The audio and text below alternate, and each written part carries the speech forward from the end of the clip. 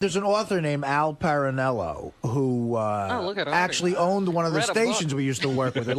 He wrote a book called The Most Hated Minority in the Country. And what's that about? He said the most hated minority in the country is rich people. And it's a good point. That's true. Successful people. I think that's totally what it's about. Somebody's that successful and you root against them. Well, when I'm reading this article yesterday that I read in the paper, it was so smarmy because they were saying, you know, first of all, they were saying the guy who wrote the book must have been in your back pocket. Right. And then you're so self-serving that you have an ego. And I'm like, I know Knight, he's a humble guy. Well, the ego they're talking about is that they're not used to movies being sold on the filmmaker. And so if I'm on the Today Show, if I'm on your show, if they're putting my name on the billboard, that's arrogant. Whereas Vin Diesel, that's totally fine. That's understandable. As a matter of fact, I like that that it's that way. Like Hitchcock. There's a few guys in history like that I would go see their films because I trust them as filmmakers. That's right. Doesn't matter what the film is about. I'm seeing the Hitchcock film. You are one of those guys for me. I mean, because I want to go see an M. Night Shyamalan film. But he's so sensitive. That's what bothers me. When he got bad reviews for Unbreakable, he has still refused to make a sequel. No, I mean, you know, it definitely get hurt, but you have to be, I'm constantly self-evaluating to make sure that I'm being responsible, you know, do it at the right budgets, make sure everybody's, you know. Everybody responds to criticism. There's no question. That it hurts, definitely. You're damn right. You don't get the same, if people love you, you keep going on. If everyone's bashing Unbreakable, you're like, oh, fuck, I'm not going to make a sequel. They don't want it anyway. I mean, come on, that's human nature. What is it about Foo Fighters? $250 million. He doesn't care. Please, Fred. Please. This is serious. Night is a director. One of the things that we were reading was going back to the whole Disney thing, not love it. I'll wait. All right, go ahead. One of the things they were saying in one of the articles I read about the Disney not being crazy about the movie was that they weren't crazy about the fact that you had written yourself a fairly large part. That was one of the things. Yeah, I mean, it was like they had a list. Oh, really? And you being in it was on the list. Well, yeah, you know what happens is, look, they're gonna go at me. They're gonna go at me as soon as if I'm acting in it, they're gonna go at me. Critics, it's just a big target. You're in the film? Yeah, I mean, I'm in the film. You make out with a chick in it? No, I'm afraid Why don't not. you give yourself a hot chick? You got to be going berserk, man. Why don't you? Why do you say that? You've never seen his wife. You don't know. No, we have seen her. She's gorgeous. She's hot. She stood next to me when he was on. She's gorgeous. His wife's an 11. So what? There's 11s all over the place. You got to sample them all. You never give yourself a love scene? Would your wife like totally freak out if you did that? Yeah, actually, she would. Yeah. She would. Well, yeah, that's because you wrote it. Yes, that's why it would be weird. Like if somebody gave it to you had to take the part. Film, right. So I'm rooting for you on this film. Oh, thanks, man. You know, look, it's a real unusual. I'm ready. You know, Pirates is been a kind of when's this thing come out? Friday? Yeah. Okay. It's going to be a real battle for us to take #1 from Pirates. So we'll yeah, they've been 2 weeks in a row now, right? 2 weeks in a row. Ron Howard's daughter naked in this? You know what? You actually will be happy. She's very scantily clothed throughout the whole thing. What do you mean by scantily clad? Do we see? You won't see shit, but you see nipple? You won't see anything. Camel toe? But she's not really dressed that much. No camel toe? No. It's like a wet T-shirt kind of thing. You see nipple? Nothing? Nothing. Wow. Nothing. But you'll feel like you did. Really? Yeah. She's hot, huh? She's cool, yeah. You ever accidentally walk in the dressing room when she was changing? No. Come on. No. Give me some scoop here. No, not at all. You ever think about, like, sometimes a director will fall in love with his star. Do you ever beat off thinking about her? No, you know what's interesting? You never beat off thinking about her. Come on, you got time to Do you beat off? You beat off, right? How long you been married? 13 years. 13 years. So you beat off. You're going to say here. You're going to say here that you've never beaten off to Bryce Howard. Daughter? No. You know what? It's a very kind of strange thing. If you've met her, she's very pro. There's not that kind of vibe in the air at all. I mean, it's like a kid, not like a sexual vibe. Yeah, exactly. It's I think you're bullshitting me, but no, that's I'm telling you, it's serious. I would tell you. Thing going? I would tell you. Maybe you beat off to Giamatti. I don't know. Yeah, what you think? That would be a problem.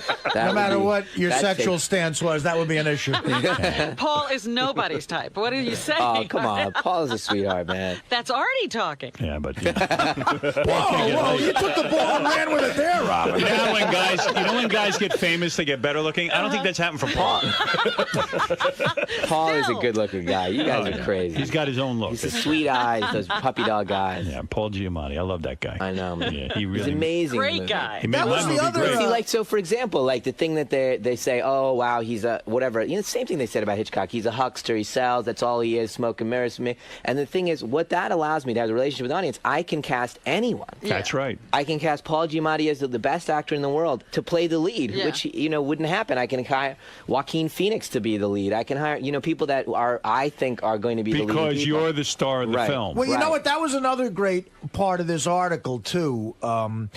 Is Giamatti was your first choice, but there was you didn't know if he was going to do it for a while, right? Because of some schedule thing, and You then gotta you be went. kidding me. Well, he no. wasn't Gotta going to do get it. busy. Talk about No. talk He's about lost that a his little mind. bit. No. Who was the other actor that you went to, right? Listen, that was the book again. This is a reporter's point of view, and he was actually in the room when this particular thing happened, which was, I'm used to giving like the screenplay to Mel or whoever, and in a few hours I get a call back. Right. And they're like, I'm in. You know what I mean? Right. And this time I knew the script was delivered to Paul's house, and I didn't hear from him for 2 days. And Did you start crying? For me, no. After I Does finished everything crying. make you cry? The article makes it seem like you were freaking, like No, you were look. all like, "Does he like it? He hates it now." Well, for me, I was freaking, but that's just because I'm completely insecure and all that stuff. But Understood. two days is an okay. I've never met this man in my life. It's an okay amount of time to. I don't even know where he was in the world. He could have been not in the country. Right. It was just delivered, and so 2 days later he called and he said, "I'm in." Wow. So it was just in that 2 days I was like all nervous. Oh, and who were you thinking about taking the part? Oh, a lot of people. Howard Stern ever come up? Howard came up. Yeah. And, Nobody ever taps me for a. He still hasn't found the role for you. I'm thinking something, man. I'm a good actor, goddammit. I know you are. People don't understand my ability. You're very sensitive. And I am one of these guys who really knows how to. I'm a natural. I'm probably one of the best actors in the country now that I think about it. Who's better than me? Seriously. Paul. I could have been the girl in the pool. I was thinking of you, the woman in the pool. Yes. No, but really, Why Ron Howard's daughter? Paul was good in my film, but I was way better. Well, he was only good because you were acting with him. Yeah. I mean, I was in every scene with that guy. I was terrific in my film. I don't know how more directors don't see it. I really don't. I really thought I deserved the Academy Award. You think I'm joking? I guess you don't. Bill says he doesn't even have an Academy Award. You were actually quite good. I'm serious. I am good. You were quite good. I know I am. Very natural and sincere, and your kindness comes off. And I can don't play- want to get sincere now, but I can play a villain. You could see me be a big But that dick. would everybody'd expect you to be a villain. I know, right? You need to play like the hero. You know what? Who cares? You know what? The whole thing is so dumb.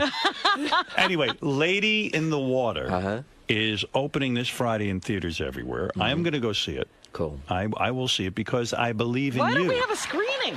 I asked them out there, and they said that you guys don't do screenings anymore. Bullshit. Who said that? My publicist. Tell me the name of that publicist. That's what I asked. How was I she said, hot? why didn't you screen it for these guys? They said they don't screen it. And Yes, they we don't do. screen movies anymore. We just That's saw. We just had a crazy. screening of Superman. Yeah. We what? did that. That's Yeah. Warner Brothers too. Yeah. I don't know, dude. Somebody screwed somebody. How hot is your publicist? Is she hot? I think she's a nice lady. Yeah. This is one of them. My actual publicist is in here, but I know, because from they the usually have company. these really hot publicists Oh, from yeah? the movie company. Oh, yeah. That's the ones you want to interview. Those are the girls. But no, we would definitely do a screen. We'd love the screening of that. You kidding? Oh, that'd be great. And you can bring your kids. How old is your youngest? 13. She's perfect. Really? Perfect age to watch the movie. Well, Lady in the Water, it's about Paul Giamatti is this guy who has some hot chick living in his pool. Sounds like an adult fantasy lucky to me. him. And he doesn't. Why is he trying to help her? Now, Why would He's you want keeping it? her in the pool. I'd keep her in the pool. will poor kids relate to this? Do you need a pool to relate to this movie? You know what? I was. That's right. I know, right? I was actually. It's in an apartment building, so. Oh, there you go. It's I not see. Paul's pool. Right. Yeah. It's a public pool. Exactly. And what happens? The chick lives in the pool. Well, what happens is it's basically this. It's a story that I told my kids, and in the different movies, I try to take a genre like sci-fi and then bring it to the modern world, or horror, or comic books, that kind of thing, and then play it for reality. So this one is more a fantasy. It's like a flat-out fantasy, like Tolkien or something like that. That I told my kids this story, the fantasy story, and in the movie. Kind of Paul stumbles upon this woman in the pool and she's very ethereal, and there's something weird about her. And he hears a bedtime story that's being told in the building that sounds very much like this woman as a character. And he has to start kind of deciding whether she's actually a real version of this thing he's hearing, this mythology that he's hearing. Does he think he's going mental? Yes, he does. He does. He does. And then slowly over the course of the movie, he has to get others in the building to believe in this. Does he fall in love with her? You know what? That's what I wanted the movie to be. And when Disney read it, I was still trying to be that. Right. And then in the end, it kind of turned into kind of like a quasi-sexual relationship that they have. There's like a sexual tension in the beginning. Be cool if she comes out of the pool. He has that at the beginning. And she just eats him. He falls in love and she eats him. Bald head, like just eats him. Just swallows him whole. Turns out she's a monster in the pool. There's a little tension about that. You're not sure where you don't she's know. coming from. Yeah, you don't know where she's coming Gotta from. be scary. I can see what you're saying, though. You don't want to get too out of touch with the common male. Your next movie better not be a monster living in our private jet, kid.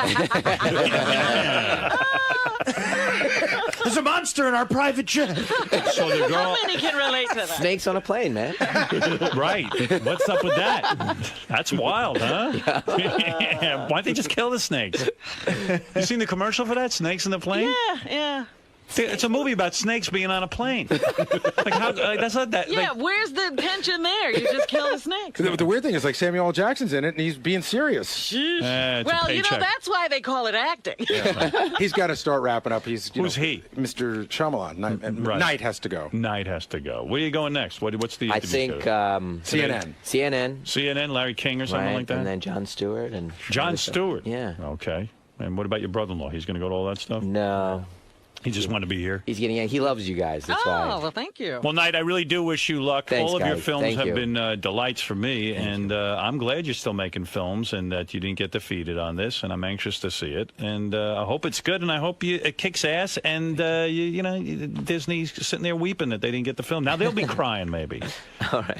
And I know you want to say fuck Disney, but No, go ahead and say no, it. You no, can say it. no, You want to no, say a no. dirty word or anything? You don't say dirty. Do you ever use dirty words? I said one, I think. You did. Do you ever say dirty words in your films? I'm sure. No, not in the films. No, No. not in the films. All right. Well, it'll be nice to show all these reporters who are writing the stupid stories. I'm sure they're going to Wishing pound me your no matter. failure, Yeah, yeah. they're going to pound me no matter what. I wish you luck. I wish you luck. I do. Did they review the thing yet? Oh no, it'll be on Friday, but I'm sure they're going to. Do you think they'll pound you? Oh, Oh, You've tested it, though. How's I it guarantee doing? it. Are you dreading? The audience, it's my highest scoring audience movie. Yeah? Yeah. Oh. Up there, it just got a little higher than Sixth Sense.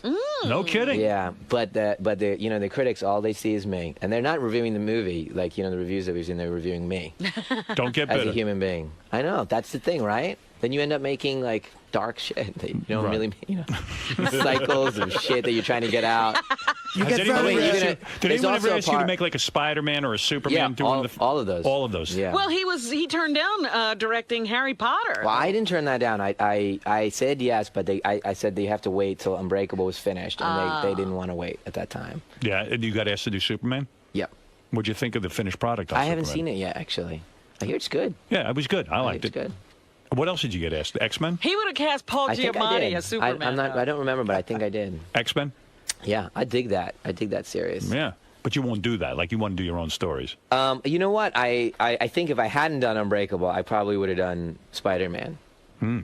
That would have been cool. That would have been cool. See what you do with that. Yeah, that would have been cool. It would have been weird to see Knight as J. Jonah Jameson. And Knight's got to put himself in those films. That's right, man. But I would love to see Paul Giamatti as Superman. What's the matter, Gary? I wasn't sure if you brought it up or not. What? That's why Did you get the offer to write the sequel to the Indiana Jones movies? Did you guys talk about that No. yet? Did Yeah, you I think we talked about it last time. Maybe we did. And you turned it down. Not, don't again, blame not you. turn it down. Just I didn't, it wasn't right. I don't blame How you. do you make Harrison Ford an action figure at this point? No, it's tricky with all the guys and trying to make it work out. All the players in that. Very diplomatic. You already got your next film in mind? I do. I have a really kind of an interesting kind of sci-fi idea. What's your idea? I can't tell you that. Give me the pitch. Maybe I'll produce it. I can't You're do gonna, it. rain all over his parade again. He'll start crying. I'll start crying, man. Give me the pitch. I'll tell you it sucks. I'll watch you cry. I'll cry, man. Then Artie will make fun of me. I'll tell that as a Indian musical star. Wow, from Howard Fred. doesn't like it. The next movie is there's a monster living in the kids' private maids. He did that. That joke was funny. Yeah. A little while ago. Did I go one too more? Satellite, you could. Yeah, a little one too many. One time. What about? You see, it's about editing. How about a film called The Seventh Sense? That's just a thought I had. What do you think? All right, thanks, guys. M. Night, thank you. And I don't know your brother-in-law's name. Bill. Bill. All Bill right. Loftus. Bill, good to meet you, and we'll be back right after these words. Pretty legitimate interview. It was actually straight. That was the straightest one. The 5th time I've been on, that was the straightest one. You really got Satellites tamed him, man. You know. You really got to like vent about Disney though in there. Do you feel as though I didn't vent. He was venting for me. What do you feel as though? How you doing? Good. You excited today? Yes, very excited. I heard you're a fan. A very big fan. For how long? Since the beginning of time? Really? Yeah, sure. Howard is Howard for me has set the foundation for a lot of the great things that I'm experiencing now. But I don't call myself the female Howard Stern. That is what white media calls me. But he's been a big influence on you. Oh, sure. So what are you doing down here today? What are you Promoting stuff and meeting Howard. Cool. Yeah. Now, I heard you have a lot of stories about a lot of different people. You're Well, sort of famous for that. Well, I gossip. The foundation probably of my radio situation is gossip. But, and I do interviews. I've been called the publicist's worst nightmare. Excuse me. I'm here to promote my novel, which is my 3rd book, give Howard some of my champagne, and just meet the king of all media, as I am the queen of all media. Cool. Sounds good. See you inside. Thank you. Bye. Wendy Williams is a radio host, and she is very well known. I've never met her. She wrote a novel called Drama Is Her Middle Name. And what radio station is she on? I think they keep saying BLS. Is that not it? Yeah. WBLS. Hey, baby. Look at you looking good. Got the belly shirt on, the big... Hey, Wendy. I've seen this broad's picture in the paper before. Hi, Artie. How you doing, Wendy. Hi, Howie. How are you? Good, thanks. You had double A breasts, and then you went to a double D? Yeah, well, they were small for such a tall, sturdy woman. Right. And I reconfigured myself. You really blew them out. Yeah, well, I'm 5'11". I like to wear big heels, so Yeah, you're not ashamed of your height. You wear the heels and everything. I'm 6'4" today. Wow. Yeah. When you got your breasts done, Yes. because you had such little breast tissue, was it difficult for the doctor to bring you up to a double D without sort of getting those deformed titty looks? No, because I had a fatty back, so I could immediately go. I went under the muscles immediately, and here they are. They've been great. So your tits look good. Yes. And Yes. you love them. You love the Yes. new... Do they feel natural? Yes, they do, and they sit natural. Wow. They have a little hang to them, so they... But the pencil does not drop. Okay. Like the pencil drops. Right. They're still very, Yeah, because now you have big breasts. I mean, when Yes. you walk in the room, you're a presence. I mean, you've got big, giant boobs. You married woman? Yes, for 7 years. I've been with my husband for 13. We have a 5-year-old. White guy, black guy? A black guy. Ever do a white guy? No. Really? I grew up around a lot of white people, group dates and things like that. But that was never really my thing. I grew up in the suburbs of New Jersey. I went to Northeastern University. Only attracted to black men? Here's the thing. My feeling is about interracial dating and black women who date white men and whatnot. To each his own. But for me, there are only black men in my family, and nobody's ever molested me, done me wrong. You understand what I'm Right, saying? yes. I almost look at it like, why would I bring that to my father, my brother, and that's not really Are my white flavor. people bad? No. No, I mean, you've just never been attracted to a white man? Not in the marital, go to the prom, bring Bang you to them way? bring you to Thanksgiving dinner kind of way. No. Right. So you have a good experience with black guys. Yes. It's not like, 'cause a lot of black women will go, gee, black guys have always treated me wrong. I can't do it anymore. And I understand that also. I have Right. girlfriends who feel like that. But no, my husband is, he's from Brownsville, Brooklyn, so you could probably categorize him as super nigger. Oh, And- you're married to and Super Nigger. he's my manager. What do you mean he's super nigger? Well, he's just a, he's a really special. Exactly. When there's a problem in my life, in my career, with me, whatever. What does he do? Is he a radio guy? No. My husband started out owning a hair salon and then a detailing shop, and then my career just became so much it's a man's Now world you're a still. striking woman. You have blonde hair. Yes. Do you dye it blonde, or is that a wig? No, she was born a blonde. No, I mean, is it a wig? Big fake clip-ins. Is that what that is? Yes. So you have Afro-American hair. It's just that you now straighten it and make it blonde. Do you get a lot of flack from black women for doing that? No. They don't because, care. You know, Robin. Well, who cares about your hair color? You know we black girls in our hair. Wait a second. Absolutely. Neither one of you grew up in a black community. I can tell you something. You didn't. Excuse me, I certainly did. No, you didn't. I go got back there now. When a woman dyed her hair blonde in my community. Well, that was back then, though. I mean, Yeah. these days, excuse me. Now, I got research on you, and it's a good thing you're here today because we're talking about Christy Brinkley and Peter Cook. Your husband cheated on you. Yes. The current husband? Yes. While I You're was still pregnant. with him? Yes. While you were pregnant, Yes. he cheated on you. Why did you take him back? And should Christy Brinkley take back her cheating husband, Peter Cook? Go ahead. No.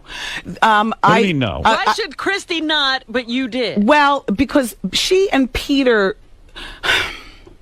What's the difference between you and your husband? First of all, this is her fourth husband, so she's very familiar Fifth. with fifth husband. Right. So she's very familiar with grabbing the kids, going it alone, and all like that. Right. When my husband cheated on me, and I'm not condoning cheating, Cheated with a black woman or a white a woman? black woman. Okay, go ahead. But what I must say is that, Howard, I was on bed rest and could not have sex during pregnancy. It was All right. I had a layer of miscarriages, 5 months, as a matter of fact, 2 5-month You're saying miscarriages. because your husband couldn't have sex with you, it was okay for him. He got a free pass. We were also both going through a huge emotional to-do with having this baby. I broadcast, the microphone was on my nightstand, to keep my mind off a possible another miscarriage. Yes. I was on bed rest for 9 months. It doesn't give somebody a pass to cheat. I don't want to say that. Right. But I will say that... You understood. And infidelity doesn't always mean divorce Was and he hate. just sleeping around, or was he with one woman? It was one woman. How did you catch him? How could he have been so dumb to get caught? You're in bed. You're in bed. You You're can't getting even get bed up. rest. But you're the easiest broad to cheat on, I would think. I heard the phone ring, Go ahead. and he got up and went into a guest room. Yes. And the rest kind of was history. You picked up the phone to No, listen in. please, who does that? Tiptoe. Houses these days don't creak. So you tiptoed into the room and listened in, and he was like, baby, don't worry about it. No, it was actually an argument. Right. And, like a fed up, like, bitch, please. Like one of those. I want to get rid of you. And you could tell he's arguing with a woman. Oh, yes. Yes. And so you confronted him, Yes. and he fessed up. Immediately. I mean, there wasn't, my husband is no bitch ass, but there comes a time when you're What do you just mean so, your husband's no bitch ass? like, oh, baby, please take me. It's Right. not like that. So look, I cheated. Okay, you caught me. Right. I don't want to leave. I still love you.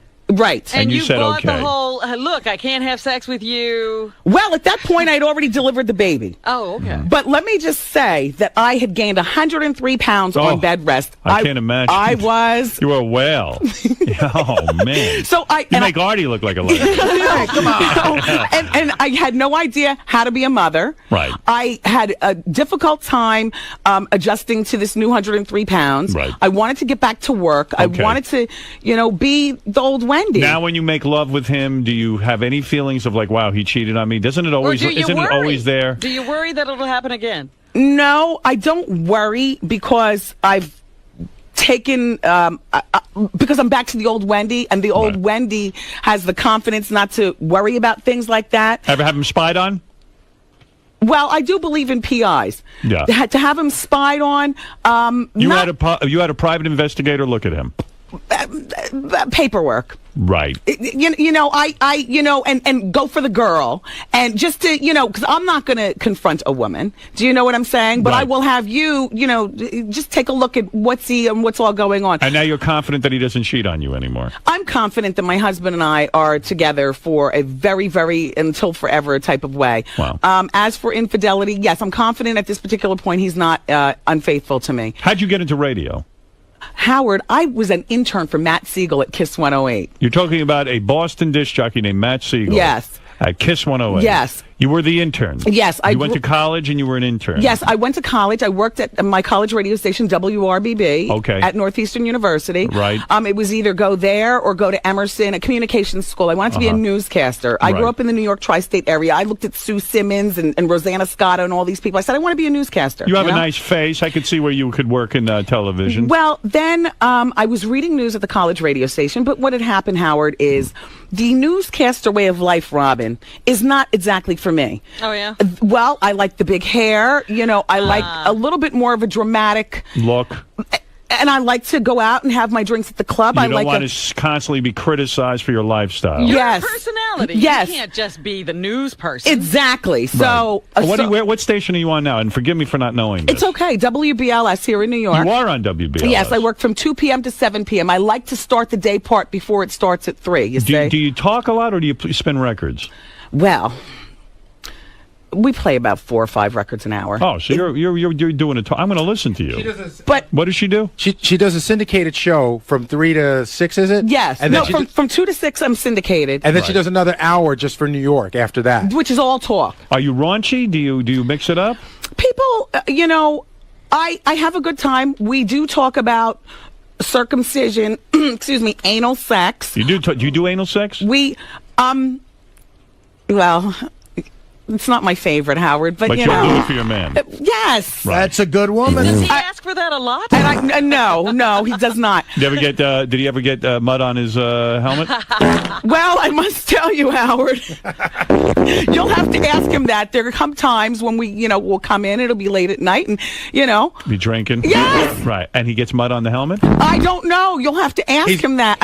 He's 2 feet away. Oh, is he? Ask me if he ever got mud on the helmet. Right. And then I got a whole bunch of stuff I want to tell you about Wendy too. What? And why does Angry Black hate Wendy so much? He hates everybody. Angry Black attacked you or came to something. my radio show and was, by the way, I've entertained 3 of your people. Yeah. Years ago, Fred the Elephant Boy used to date or have sex with, I don't know, somebody from my old radio station at You're kidding me. Kiss. How does that happen? And- Fred the Elephant Boy? Yes. And had sex with It was a woman? girl, right? It was a Yes, girl. and she was a pretty attractive woman. I think that she was like more of, it made her feel closer to Howard or something. I don't my know. God. You're Is kidding that me. amazing? And there was this place. Wow, now you've stopped the show dead in its tracks. We can't believe what Somebody we're hearing. would sleep with the Elephant Boy? Yeah. trying to get close to Howard?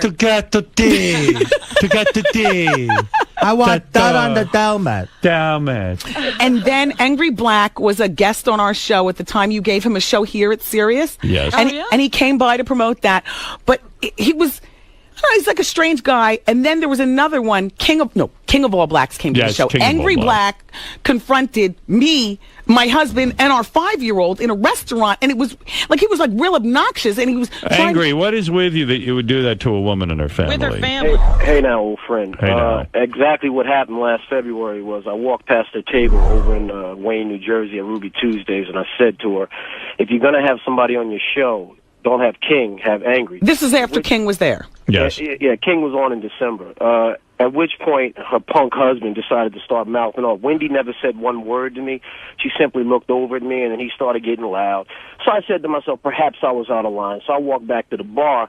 Next thing I know, Kavina got up and came to the bar like he wanted to flex or something. So I said, whatever, son, whatever you want to do. Just, whatever. No, he didn't. He would pound you. no, Please, you look. sat there- Is your husband a tough guy? He's big. Yes. Big man? Yes.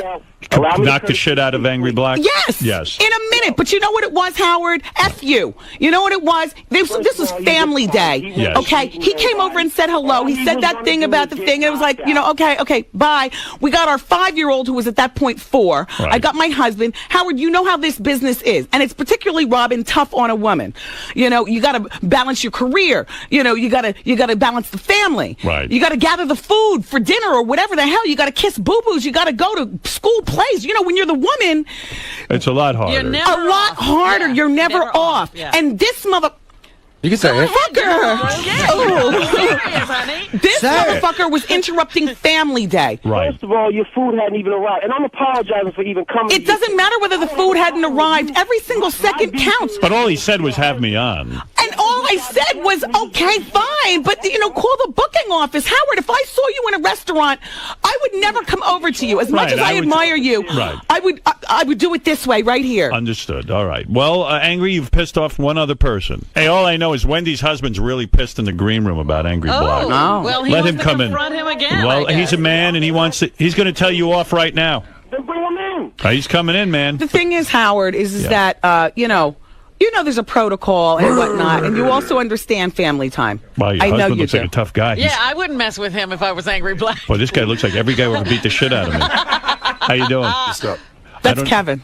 Hey, Kevin, how you doing? What's going you on? want to say anything to Angry? You look like you could pound the Angry Black right into the ground. I mean, at the end of the day, my wife being who she is, and you dealing with the same type of popularity, you deal with all kinds of people. I think when he approached us, we was like, okay, call a booking agency, we with our family, that's cool. He just was very persistent, trying to be antagonizing, and it was almost like like an act, you know what I'm saying? He was goading my husband. And then at the end of the day, we frequent the restaurant a lot, so the managers know us, and they know we're not them kind of people. So I was like, what's going on? And he was still like at the bar screaming, whatever. So I walked over. I tried to be nice about it. I walked over to him. I said, listen, man, we don't want no problems. And then he just put on this big front, like, yo, and all this other. And the reason why he walked away is because our son is there. Like, you know what I'm saying? You know what? You're right about that. I apologize for that. You're right. Your child was. Yeah, you should apologize. But Kevin came over like he wanted to flex. Yeah, because you was very disrespectful. And at the end of the day, man, when I'm with my family, man, all that, show business stuff is one thing. But when I'm with my family, it's a very sacred thing. And you should have been more discreet. You should have had more respect. And you was like a novelty act. You was really like a novelty act. You know I what wish I mean? I was a tough guy. I would like to be involved in some of this I kind wish of. I'd been at the restaurant. I would have enjoyed this. This would have been great. At the end of the day, Howard, What restaurant is this? It was Ruby Tuesdays in Wayne, New Jersey. We're going over to grab a burger. I'm gonna go over to Ruby Tuesdays and hope you guys show up there's there. a good show. If it wasn't for you, and the respect I know, my wife has endearing respect for you. I mean, like relentless. Thank you. We would not have even, if he would have came up and been anything other than what he was, which is a character in your show, yes, it would have been a whole different situation. So we gave him a certain amount of respect, and he kept the clown thing going, like he got on the air today, Kevin, or whatever, man. Right. You know what I'm saying? Whatever. We in the street, man. Don't worry about it. I'm not hard to find. Oh, shut up. Yes, you are. You wanted a lawsuit. You was trying to get a lawsuit that day. Exactly, That's what you Howard. want. That's what he wanted. He wanted a hit and a lawsuit. Hey, Angry Black, I'm looking at Kevin. He could totally whip your ass. Bro, Yeah, we hope you Let's survive take that to the get the lawsuit. We can take that to the Brigada and put money on it. That's right. We can, What's your Hey, Angry Black, I'm at Gleason's gym every day. Ask anybody about me, man. I work out relentlessly, man. Gleason's in Brooklyn. You look like a tough guy. Shout out to Blip, my trainer. Have you ever done any jail time or anything like that? No, not at all. You say that, Howard. Because I can see this brother really has worked out quite a bit. It looks like he has some prison. I haven't done any jail. Prison muscle. Oh, I see. Yeah, you got the tattoos. I haven't done any jail time, but I must say I'm from Brownsville, as my wife said, from the projects. Those don't look like prison tattoos. How did you avoid jail? Growing up in Brownsville with the cops and everything. I mean, how did you avoid it? How did I avoid it? Yeah. I mean, you barely, but for the grace of God. I mean, a product of the environment. It's almost like a gamble. Were you ever in a gang or anything like this? No, nothing. Gangs, no gangs. What are you doing? What do you start my own gang? You go to the gym? Are you a professional athlete or something like that? No athlete. He manages Wendy. Is that what you do? It's a full-time job. What do you got to do to manage Wendy? Well, we have champagne. Would you like? I brought you some champagne. I heard you market a champagne. Not just market. I am a very large co-owner. Right. Plus, I'm the new face of Alizé, which is a huge deal. I'm 3 books deep. Surgery ain't helping. Though. I'm a double New York Times bestseller with my autobiography, and then my story after that was about me in radio. Now, this new book is a double book deal with Doubleday, Random House, Harlem Moon. Drama is her middle name. The follow-up to that will be out in January. You write all these books? Yes. And my series starts on VH1 in October, the Wendy Williams Experience. Well, God, Howard, you set the groundwork for the camera in the studio. Oh, so it's a camera on your radio. Yes. Hey, Howard. I see, yeah. This is where I got to jump in because Wendy I was talking to her in the green room. She told me what I found to be a fascinating story. So remember you were at E-Television and they decided not to renew your deal? That's right. They called Wendy and her husband. Ted Harbert called Wendy and her husband. Right. flew them out to L.A. Because Ted's the originator of all good ideas. Loved Wendy's show. Was anywhere. Loved Wendy's show. Ted came back to New York and sat in the studio. How many days did he sit in the studio watching you? He flew us out there, loved so much, he came and sat the whole, 5-hour show, like a fly on the wall in the studio. And then, I don't know whatever happened with that, hon. Whatever happened with that? I mean, Ryan Seacrest showed up with knee pads. No money, and they wanted too much of a clean show. And also a lot of LA back and forthy. It was like a whole thing. And, it's clear to me, Howard, I would imagine, that radio was your first love before everything. Absolutely. TV, anything. And so for me, radio is my first love. So to take me and say, well, you have to come out to LA a certain amount of times where I'm missing my show. Right. And they don't respect fall book. They meaning anybody but radio people. Fall book, spring book. Most important thing in radio. Please, ratings. Howard. Ratings are everything. I am just to the point. 20 years I'm celebrating being in professional radio. It's just been about the last year that I feel comfortable taking off Black Friday. Right. To answer your question, aside from managing this monstrous talent, I've owned some real estate. Yes. Own clothing stores. I'm pretty much an entrepreneur. I throw events. I stay pretty busy. I bet you got a big penis. I'm looking you over. I don't know anything about it. It's a pretty decent size. Yeah, I bet you give it to her real good. That's what you think after Does he give it to you really good? Yeah. Infidelity. You took him back. I'm very happy. I'm very happy. Hey, can you ask about the mud, the mud on the helmet thing? What? Oh, yeah. Did you ever get any mud on your helmet when you do the anal? You can be honest. No, Wendy has a very clean rectorial area. I get colonics. She keeps it very You do the colonics? I get colonics. Yes. That's a good manager. She's a sexy woman. How do you meet a broad like this? I mean, this chick's an earner. Actually, I was managing on the DJ at the time, and she was hosting an event at a skating rink. Will you toss your man salad?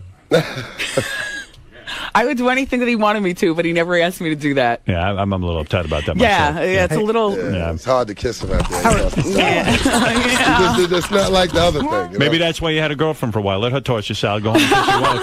Well, I will say, and I'm sure you could attest to this, that a girlfriend is different from a wife. Absolutely. A wife is sacred. So what do you think? You better not cheat again. I think she'd toss you this time. I think if we cheat together. That's our bond. Have you ever done anything like that? You got a bring threesome? A woman into the bedroom? No. Wendy, you tried a little threesome, baby? No. Tell the truth. You gonna bring some girls home? How you doing? How about you? I say that to say we ride hard for each other. Yeah, we do. How about you two and Angry Black? I don't think that's gonna happen. Fucking pounding. Hey, I got a question about Wendy. That rock on your left hand, that's real, right? Yes. Very real. So What who does that buys it? cost? You buy that, or he buys it? No, he buys it, but this was actually upgraded this year. We're celebrating our 7th year married, so my main stone is now a 7-carat stone. Jesus. How much does a ring like that cost? A lot. Seriously, I gotta know. 6 figures. I mean, 200,000? Not that much. 150? A expensive, little less than that. Because the thing is huge. It's a massive. Look what I got bling. for Mother's Day, a Hello Kitty. How much does a thing like that cost? I'm not a bum, Howard. I get it. I know, I get it on. Wearing a lot of bling. Yeah. But Robin, you Is that love wise? jewelry. Is that I wise do, in I radio do. to sink all your money in but jewelry? Oh, we don't do that either. It's not. I mean, Howard, we're not the $500 million family, but we do okay. And we have connections. And we're not like super Negroidian in our expenditures, but there are what you understand what I'm saying. Yeah. Well, you know what a Negroidian expenditure is. That's when you have a Maybach, but you live in the projects, or you have a Maybach, but you have a little, Is there a prenup between the two of you? No. Nothing? No. Split 50-50? That's how it's got to be. I might give her everything and start fresh. What? So are you real sorry about cheating? Do you have to apologize all the time for that, or we pass Let me that? tell you something. It actually adds a little zest in my storytelling. I kind of... When we elected to put that story in the book, it was to make the fans understand that Wendy is reachable, real story. We didn't have to do that. Right. See, I think where people get comparing to Howard is just because I'm an honest person. Howard, I did not fashion my career after you. I'm simply a girl. If you know the Cosby family, that's my family, and I'm Lisa Bonet. Do you understand what I'm saying? Yes, you're a light-skinned black woman in a dark-skinned family. Would I cheat again? Nah. Hey, wait, how do we get to that? Are you going to cheat again? No, you'll get back to that. No, because what do you mean you're Lisa Bonet? Well, do you remember how weird she was in the family, like the different Yes. one? The mother and father. My parents just yesterday celebrated their 49th year anniversary. My sister went to Tufts, met her, her now husband. My brother is, a school teacher. Everybody's very cookie cutter. Do people say, oh, you sound white? They used to. They used to say that. Now they might still say it, but Are you you know the what? one person in your family that sounds white? Is No, everybody else a little more? everybody is layered in degrees. I come from a scholarly family, so That's when what she's I saying. brought him They home, came from a family of scholars. Yes. And she's sort of like He's the with wild card, Brownsville too. guy. What is your problem with Method Man, the famous rapper? Do you have some sort of war going with him? No. What's going on? Nothing. Uh-oh. What would you do to Method Man if you saw him? Nothing. We got respect for Method. Let me see what I read about this. Wendy is currently fighting with rapper Method Man. He's angry at her for talking about his wife's cancer. Oh, so this was a big war. She never spoke. She never announced that his wife had cancer. Wendy, go ahead. see Howard. It's smart to avoid that crap. Yeah, well, Howard, I have to tell you. Do you know how people will send you medical records? And you feel violent. You feel like, because you're also a patient someplace. It's like, my God, why do doctors' offices send things like this? But there's listeners everywhere. And even though you don't want to read it, you read it. All it was that she was sick. I never see. said the C word. Okay. You know. So there was a bit of a thing. Howard He disclosed and he wasn't ready to tell people. Robin, Howard, Right. this was 6 or 7 months ago. Right. But he's got a CD coming Yeah, real out. sensationalized publicity. Now. But we respect Method Man, and sorry to hear about your wife. And that's Right. it. And That's I it. apologize. Yeah, you got to be smart about that. But we got a gift for you, man. Don't argue with Howard. rappers. We have a gift. You have a gift for me. Yes, if we can. Do you love champagne, Hal? I do. Well, I've got a bottle of, actually, we bought you the best. There are 4 levels of my champagne.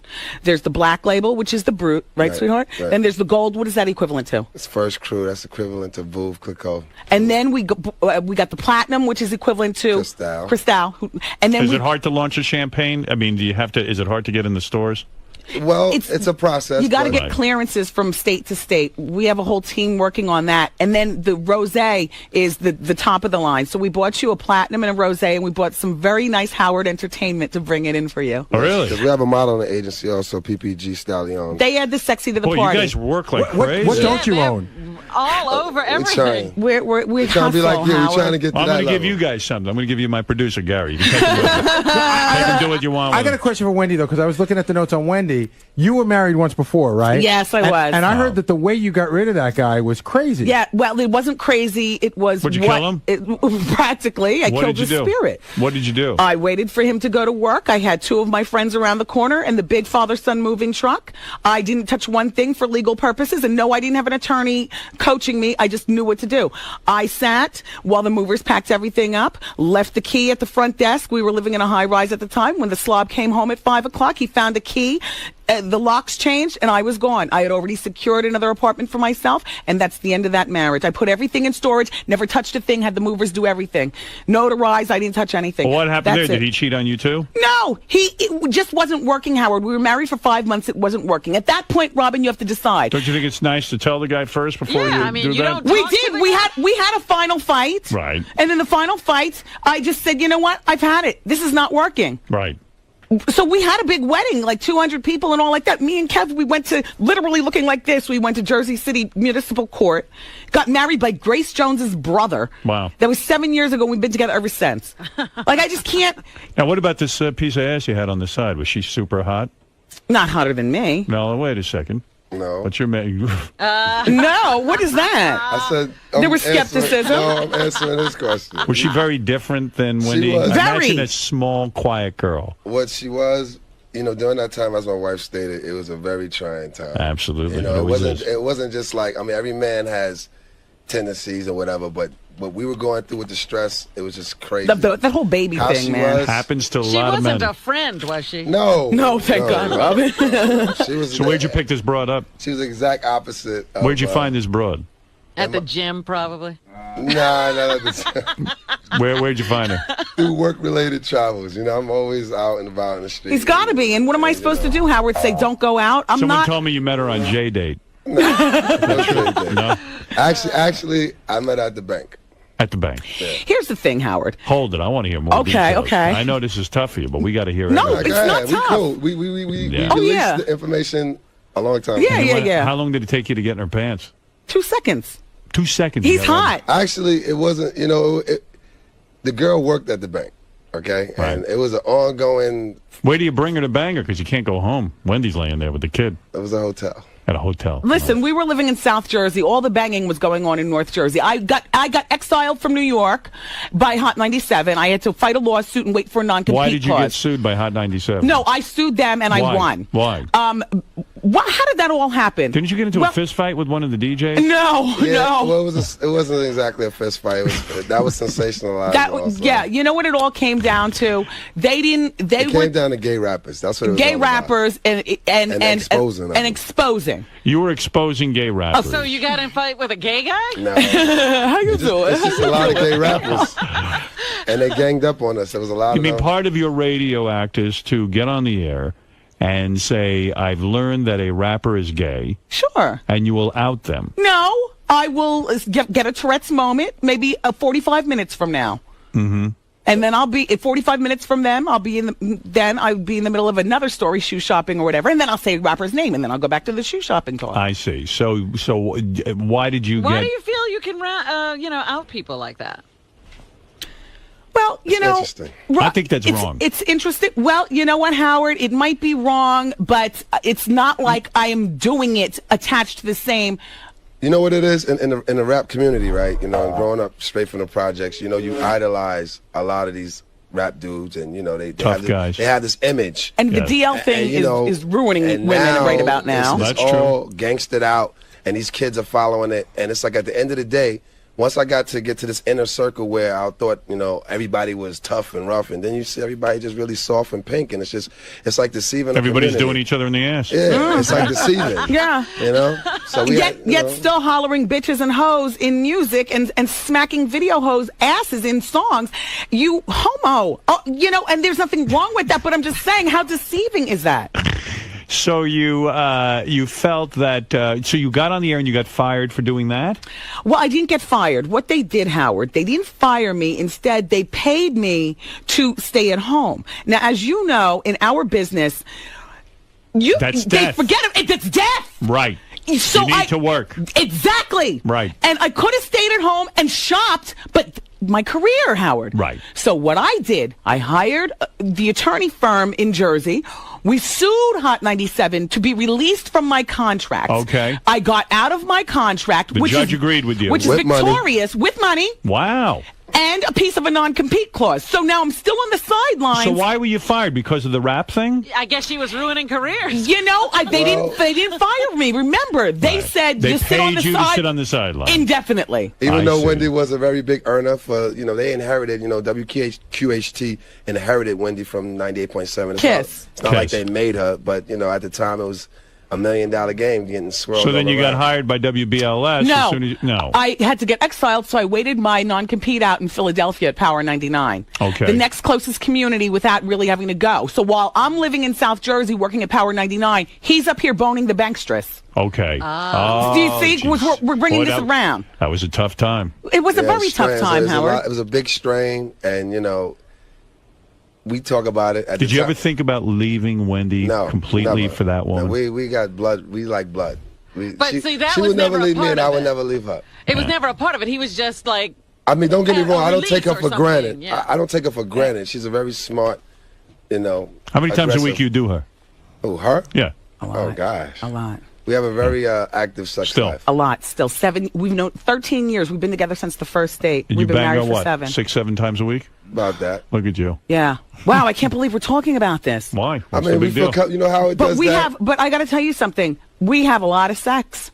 Yeah. That's just the way it is. You blow him a lot? Can we bring in the gift? Can we please bring And not the only gift? that, but it's got to be interesting sex, Howard, you know? What do you do to make it interesting? Well, you do places. Where do you go to have sex that keeps A it interesting? side alley after a club. You'll do it outdoors. Call me a different name. We Pull my hair. have a very imaginative. Creative. I mean, that's what keeps it hot. Yeah. And it's almost like rock stars. We like the black Tommy Lee and Pamela. Ever role play you're white? Excuse me? Ever role play that you're white? A white couple? Have real boring sex? How do you do that? So how do you do that? You pretend you're white. That's all. You have shitty sex. No, but you put on Jay Leno and you sit there and you watch it and you pretend you're white. Do you know, Howard, your E! show, when you were on E! has been the background of many fuckulations. Right, Especially really? Yes, All right, sure. Yes, nice. Sure, you watch Howard. porno together? Well, you said Yes. You do? Yes. What kind of porno do you like? Oh, yes. All kinds. All kinds. Not Teen no. anal? Who knows? But do you film yourselves? You say you're No. the Black No. Hell No. No film, huh? No video. How do you get in the champagne business? How much money do you have They to put offered up? this deal to Puffy, believe it or not. I don't even know if we've ever talked about that. Did you get fired for making fun of Puffy? Something like Something that. like Well, listen, you figure it out. Something like that. You do the music of what was playing back in 1998 on the majority of every radio station 25 Is times Puffy an hour. your enemy? No. No. Is he mad at you? No. We have I think little scared, but not mad. he's scared of me. He's scared of you? Yes. He respects you? Yes. And I respect him, but I am not scared of him, and I will not do some staged interview with him. Well, now that you're in the champagne business, are you afraid of some of the toes you've stepped on? You know, it'd be nice if some of these guys were now swigging your champagne instead of Cristal in their videos. That would be nice, but this deal, like I was saying, was originally offered to Puffy. And when Puffy's What people... is the deal? You put your you have involvement in the Half champagne? owners of the champagne. Half owners but you of have the to put up company. money. We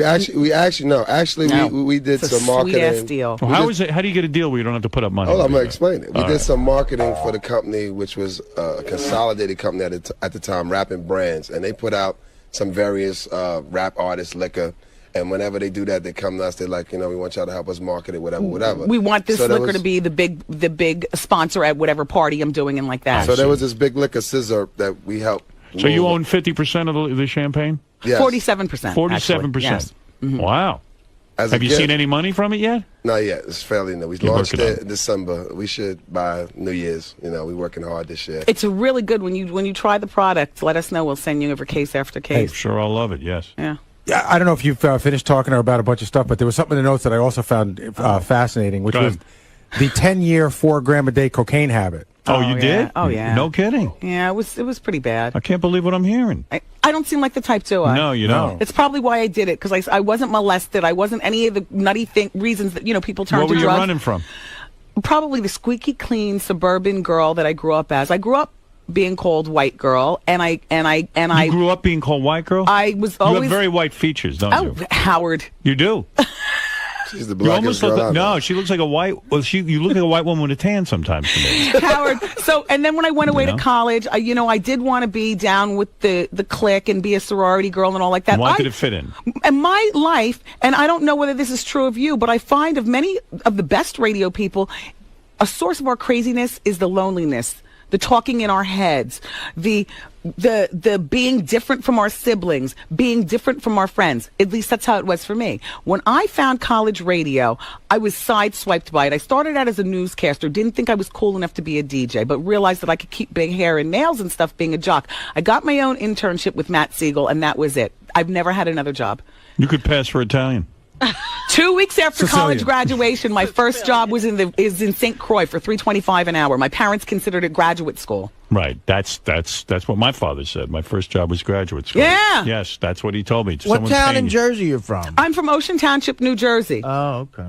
Listen, every I bet time you're wild in bed. I bet you are. I'm looking you over. I'm thinking you're a firecracker. we have a good time, Howard. I bet. We do. And Howard, Would you ever make a sex video? Would you ever show yourself on Well, camera they nude? said no video. no, but you know what? I would take some tasteful pictures. You would. Yeah. You would be nude. Would you do Playboy? Actually, we were going to do Playboy. Then I found out I was pregnant. This was back when we were in Philly. They were doing a special on Radio Chicks. Yeah. Oh, wow, yeah. Yeah, you should do it. Show up those big titties. What else did you have done? You have a lipo? A little lipo, Lipo, yeah. tummy tuck. No kidding. Yeah. Nose job? No. People ask me that, though. No. Is it cute? Yeah, you got a cute little nose. Thank you. Yeah, you look good. Thank you. I would bang you definitely. I believe in maintenance, Howard. Sure. And people... You take good care of yourself. You got nice hair. You got the Yeah, nails. yeah. Yeah, that's good. I respect that. Yeah. You know, I mean, hey, that's good for you, because otherwise you'd be right out the door, wouldn't you? No, that's not true. Still with the bank chick. When I met her, actually, he met me raw. Did you ever say some crap about Robin? Someone called in and said you really blasted Robin. No, but what I have said about Robin was when your show didn't get picked up, I could not understand it, and you guys talked about it, and I consider you guys like supreme media insiders on radio, and I thought, Robin, you would have known better than to talk about a show that wasn't actually coming on, and the idea that it didn't come on, I'm like, God, if they could screw Robin, they could screw anybody. You know how many pilots I've made? Oh, yeah. Oh, please. With the Wendy Williams show, you're going to be the next Oprah. You're going to be this. Network TV, I'm back and forth to L.A. By the time I went to Ted about this whole thing where he called... Like whatever. This was like my umpteenth since 1992. I have made so many pilots for Sony. I was supposed to be on that Younger View show. Conglomeration with I was supposed to do that. Just so much crap. And anybody hit you up for The View to take over? No, because now I'm like, I guess, a publicist's worst nightmare or something, and. I see. Like I already had that. Yeah. I can't be in that setting, Howard. Well, I still don't know. I still want to see photos of the chick you were banging on the side. I'd like to see that. The bank chick, I call her. Right now, she doesn't look like she used to. How do you know? How do you know that? Because, you know, you hear things. No, you don't. You see things. No, I didn't see anything. I heard things. She don't look the same, though. Well, what if she did? I'm just telling them, like, you think Well, she's I got to tell you right something. Now. No disrespect to her. I mean, you know. Where did you see her? I did not see her. Yes, you did. No, Saji actually saw her. He told me she was horrible. All right. Saji knew? I was going to say, everybody knows? Everybody knew but me. So look, but the thing is that when Kev and I met, I had never did not have any plastic surgery. Like, he met me absolutely raw. Right. And you're saying you look a lot better now. Oh, please, I fixed myself up. But I must tell you, when we met, I already knew Robin. It was already in my mental budget to get done. Of course. I see. Yeah. All right. Well, listen, you've got a lot going on. Can we bring your champagne in? Please. Sure. Well, I bought you the sexy with the champagne. Oh, yeah? Watch what you got going on. A black girl and an Asian girl. Yeah. You're going to love them. Yeah.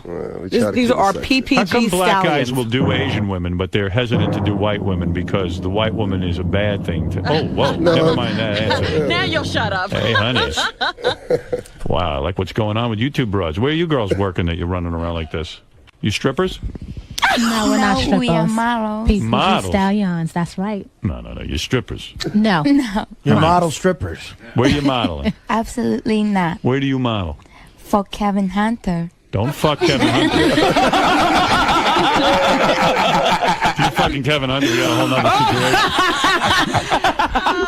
Oh, really? I see. These are your models. Huh? Yes. And what happens with them, in addition to getting them photo shoots and exposure and things like that, when you invite me to host a party, like I want Wendy to host the party, I come, the girls, we have like 6 more of them.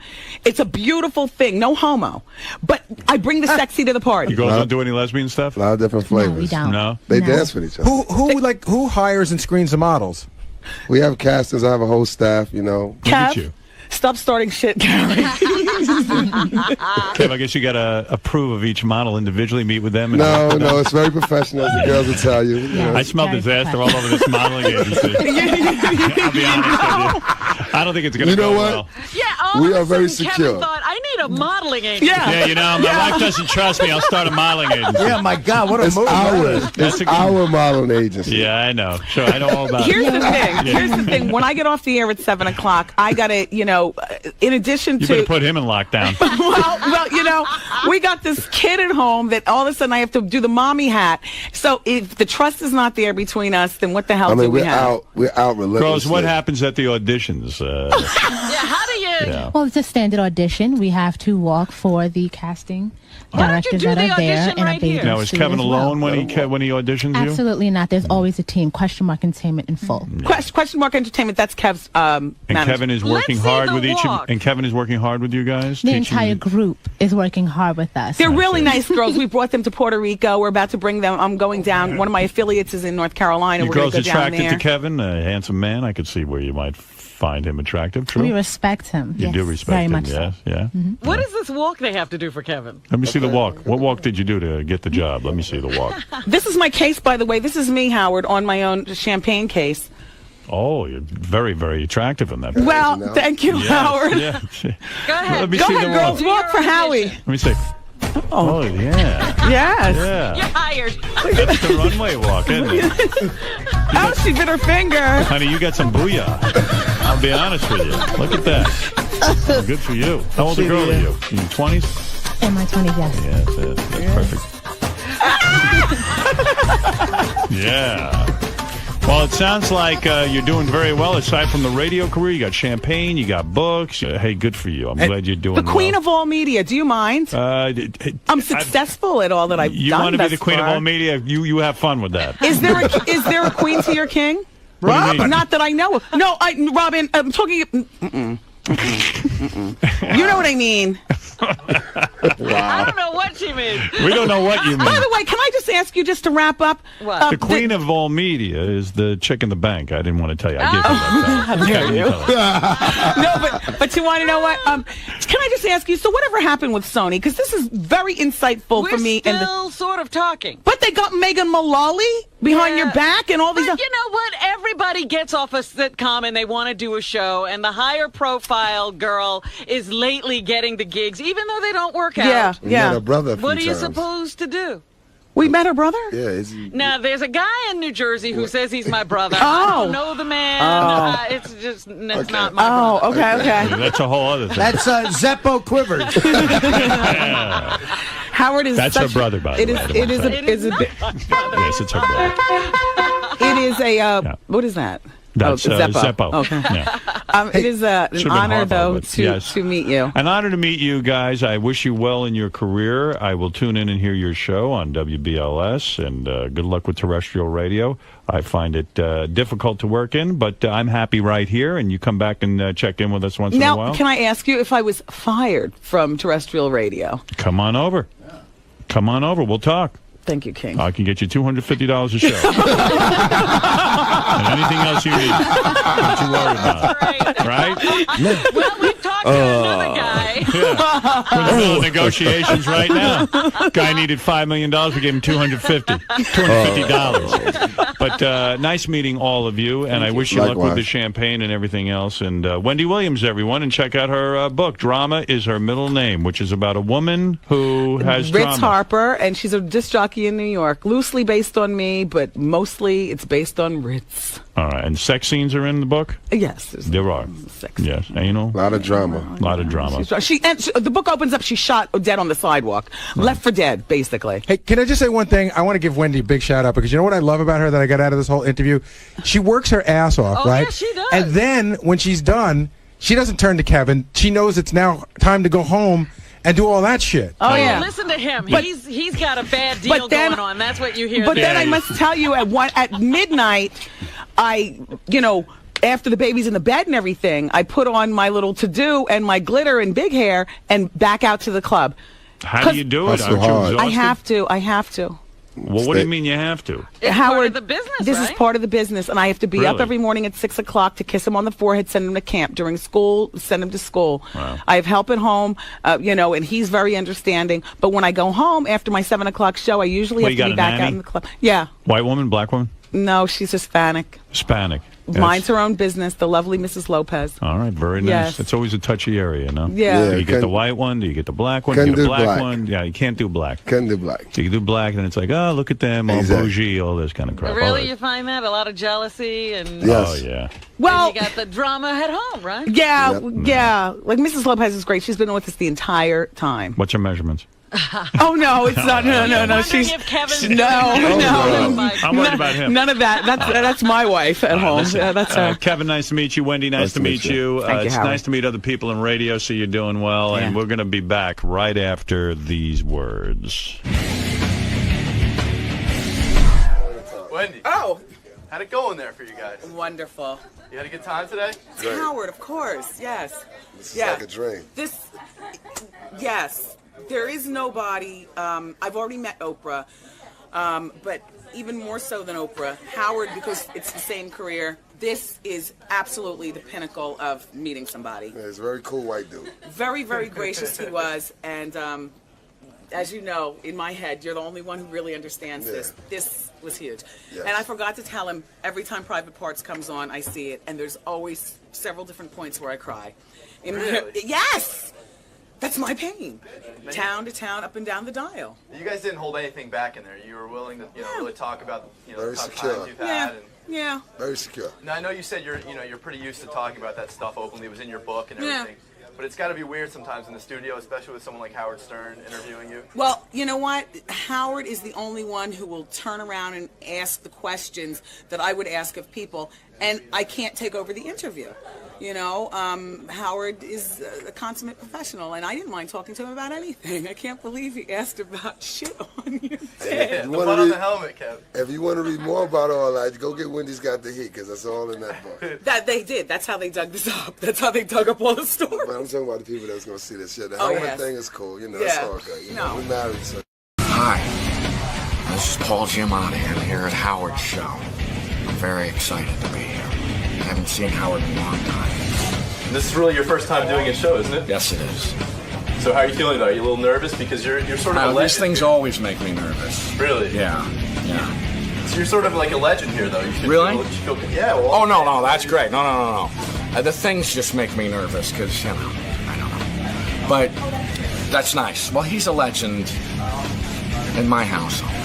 So you're looking forward to this? Yeah, very much so. All right, well, have fun in there. Thanks a lot. When Paul Giamatti did my movie, Private Parts, he played Pig Virus. And at the time when I was working with him, I ignored him mostly on the set.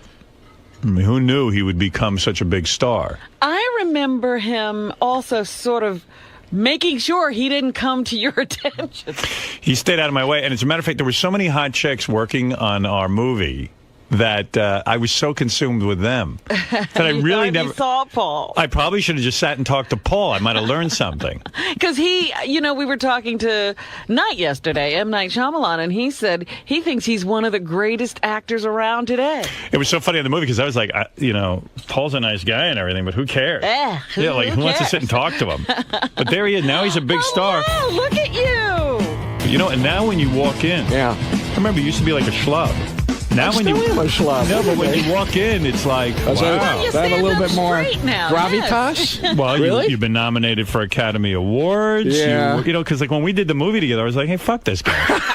You know what I mean? Like, who cares? It was kind of weird. Yeah, it was creepy. I don't like You were it. a little bit kind of like, who is this guy? And no, I just had I had like pussy fever, and I had like first time movie fever. And you were doing the show and doing the movie. Yeah, and you must have been exhausted. You were the last person I was going to pay attention to. I don't blame you. I don't blame you. I still feel like a schlub, though. Look, my shirt doesn't fit. I'm a mess. Oh, thanks. You play that up a little bit, though. Yeah, I think that's image. They dress him that way. He now has a person who buys the too small shirt. Yeah, I want you to keep my schlub image. It's kind of true. I know. It's kind of true. Has life changed incredibly for you? I mean, now you're like M. Night Shyamalan was here, and of course you're the star of his new movie, Lady in the Water. Yeah. And he says that you're like the best living actor. He said it. No, he's a great guy. Yeah. He's a really nice guy. Right. And that's nice of him. But, things are a lot better. Yeah. You get treated really well. I get treated fine. Yeah. How has life changed? I remember on Private Parts, you were really an unknown actor. You didn't have a dressing room.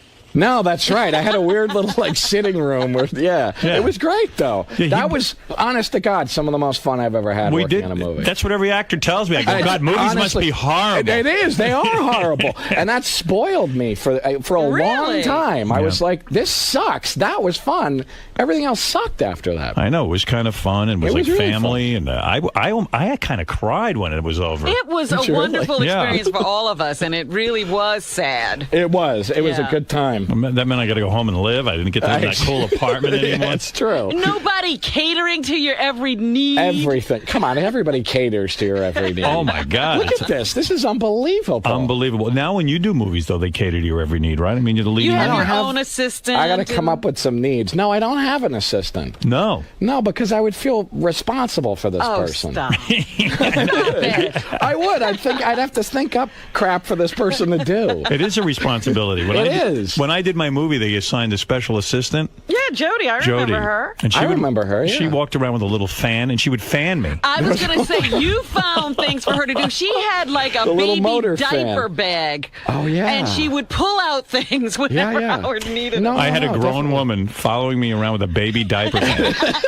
And like I'd be walking around the set, and I'd go, "Oh man, it's hot," and all of a sudden a little fan would come out and she'd start fanning me. No, it's a great thing, but that would make me feel uncomfortable. Like he didn't feel uncomfortable. No, well, I suppose I wouldn't either if someone was fanning my sweaty ass. It's like having a mommy. Right. Yeah, it is. It is. With a baby bag, like literally a diaper bag, and she would pull crap out. I remember that. In it that you needed. I remember that. Carrots. She had carrots. You still living in Brooklyn and stuff? I moved to Brooklyn. What is up with that? That's the new Hollywood move. Yeah, everybody moves to Brooklyn. Yeah, that's. You got to have some major dough now. I do fine. Lady in the Water, they probably paid you a lot of money. They paid me a lot of money. Because Knight wanted you bad. That's true. Did you hold out? Well, we held out a little bit. Yeah. You did? Yeah. I played hardball. He said you bummed him out because you waited 2 days. To respond. And he was like, he almost went into a coma. He did. He says Mel Gibson calls back in a half hour. Did he really? Yeah. I don't know. I didn't know that. Smart. I guess. Was this your biggest payday? Yes. To that point, yes. Wow. Yeah, you've gotten bigger since then. I've gotten bigger since then. Yeah. What's your quote? I can't tell you my exact quote because I worry about that. Then they'll be like, we're not going to pay him that again. I bet you got over $5 million.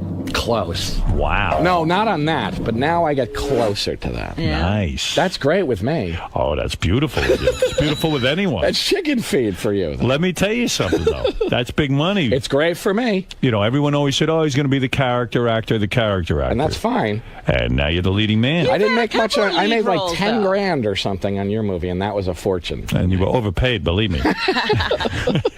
10 grand.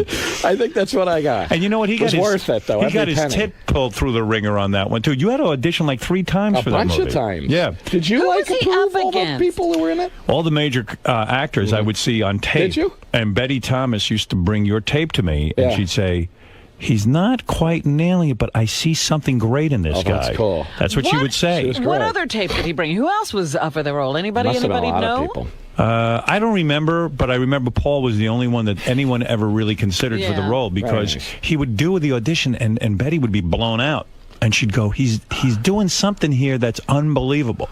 Like she used to rave about it. She's amazing, that woman. She was great. She would rave about you, man. And I'd go, she was great. Yeah, I said, I don't care. Let me just see the female actresses who are going to be in it again. Yeah. Which one gets to play my wife, and who do I get to make out with? But you have to say that when you were working with Paul, that those days were really a lot of fun because there was a lot of physical stuff between you two and that running around. You guys did were stunts. Great together. You did everything. It was amazing. We did physical action. We did action sequences. And some action scenes. Want to know something? The reason Paul flies under the radar, he's easy to work with. Like you do a scene and it's over in 2 seconds. Well, we never had to do many takes. You guys were really easy to work with. Well, thank you. Look, this is a love fest. I know it's a little. It's a little much. So you got to kiss Virginia Madsen in Sideways. Yes, I got to touch her breast. She said I could touch her breast. She actually gave you permission. She did. I needed it. I was a little bit intimidated. You cleared that ahead of time? She cleared it with me. Wow. How does that come up? I mean, how does she say that? I think she just thought you clearly want to, so you can. But I don't know if she ever see it happen. I think I only did it in one take.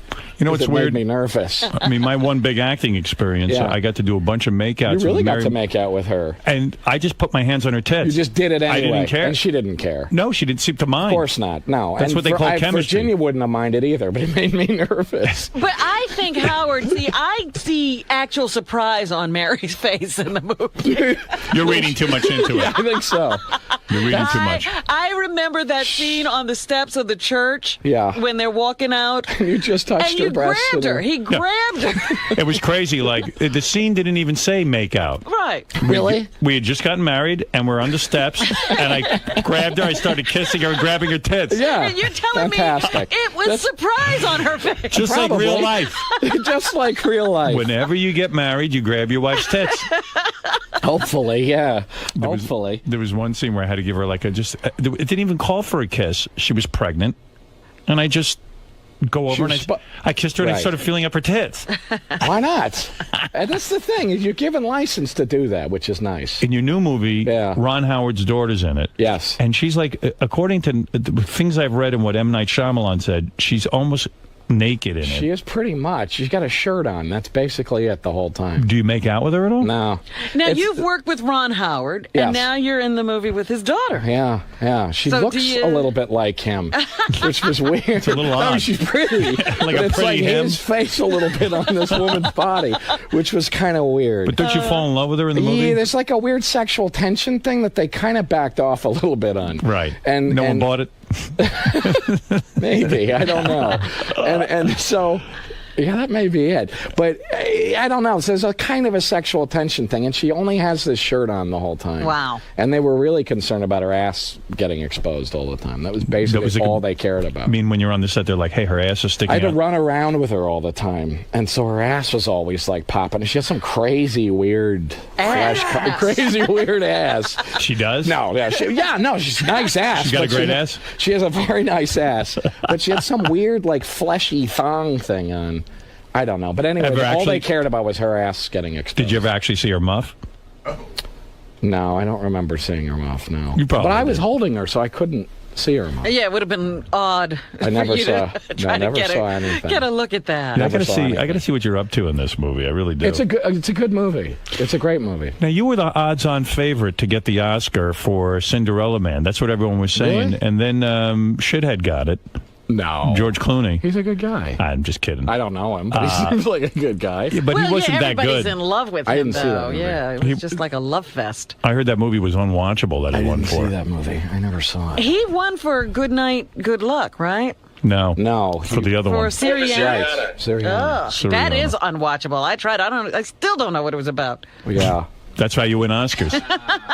Exactly. Did you want that Oscar real bad? No, yeah. Be honest. No, it would have been nice. Yeah. The thing I was terrified about was if I had to actually go up and say something. What would you have said? I don't know.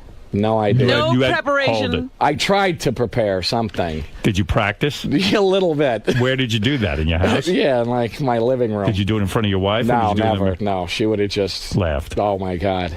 So, I like, would've you felt went. such an asshole doing that in front of my You wife. found a private space. I guess I would do it when nobody was around and sort of do it In the living mirror? room.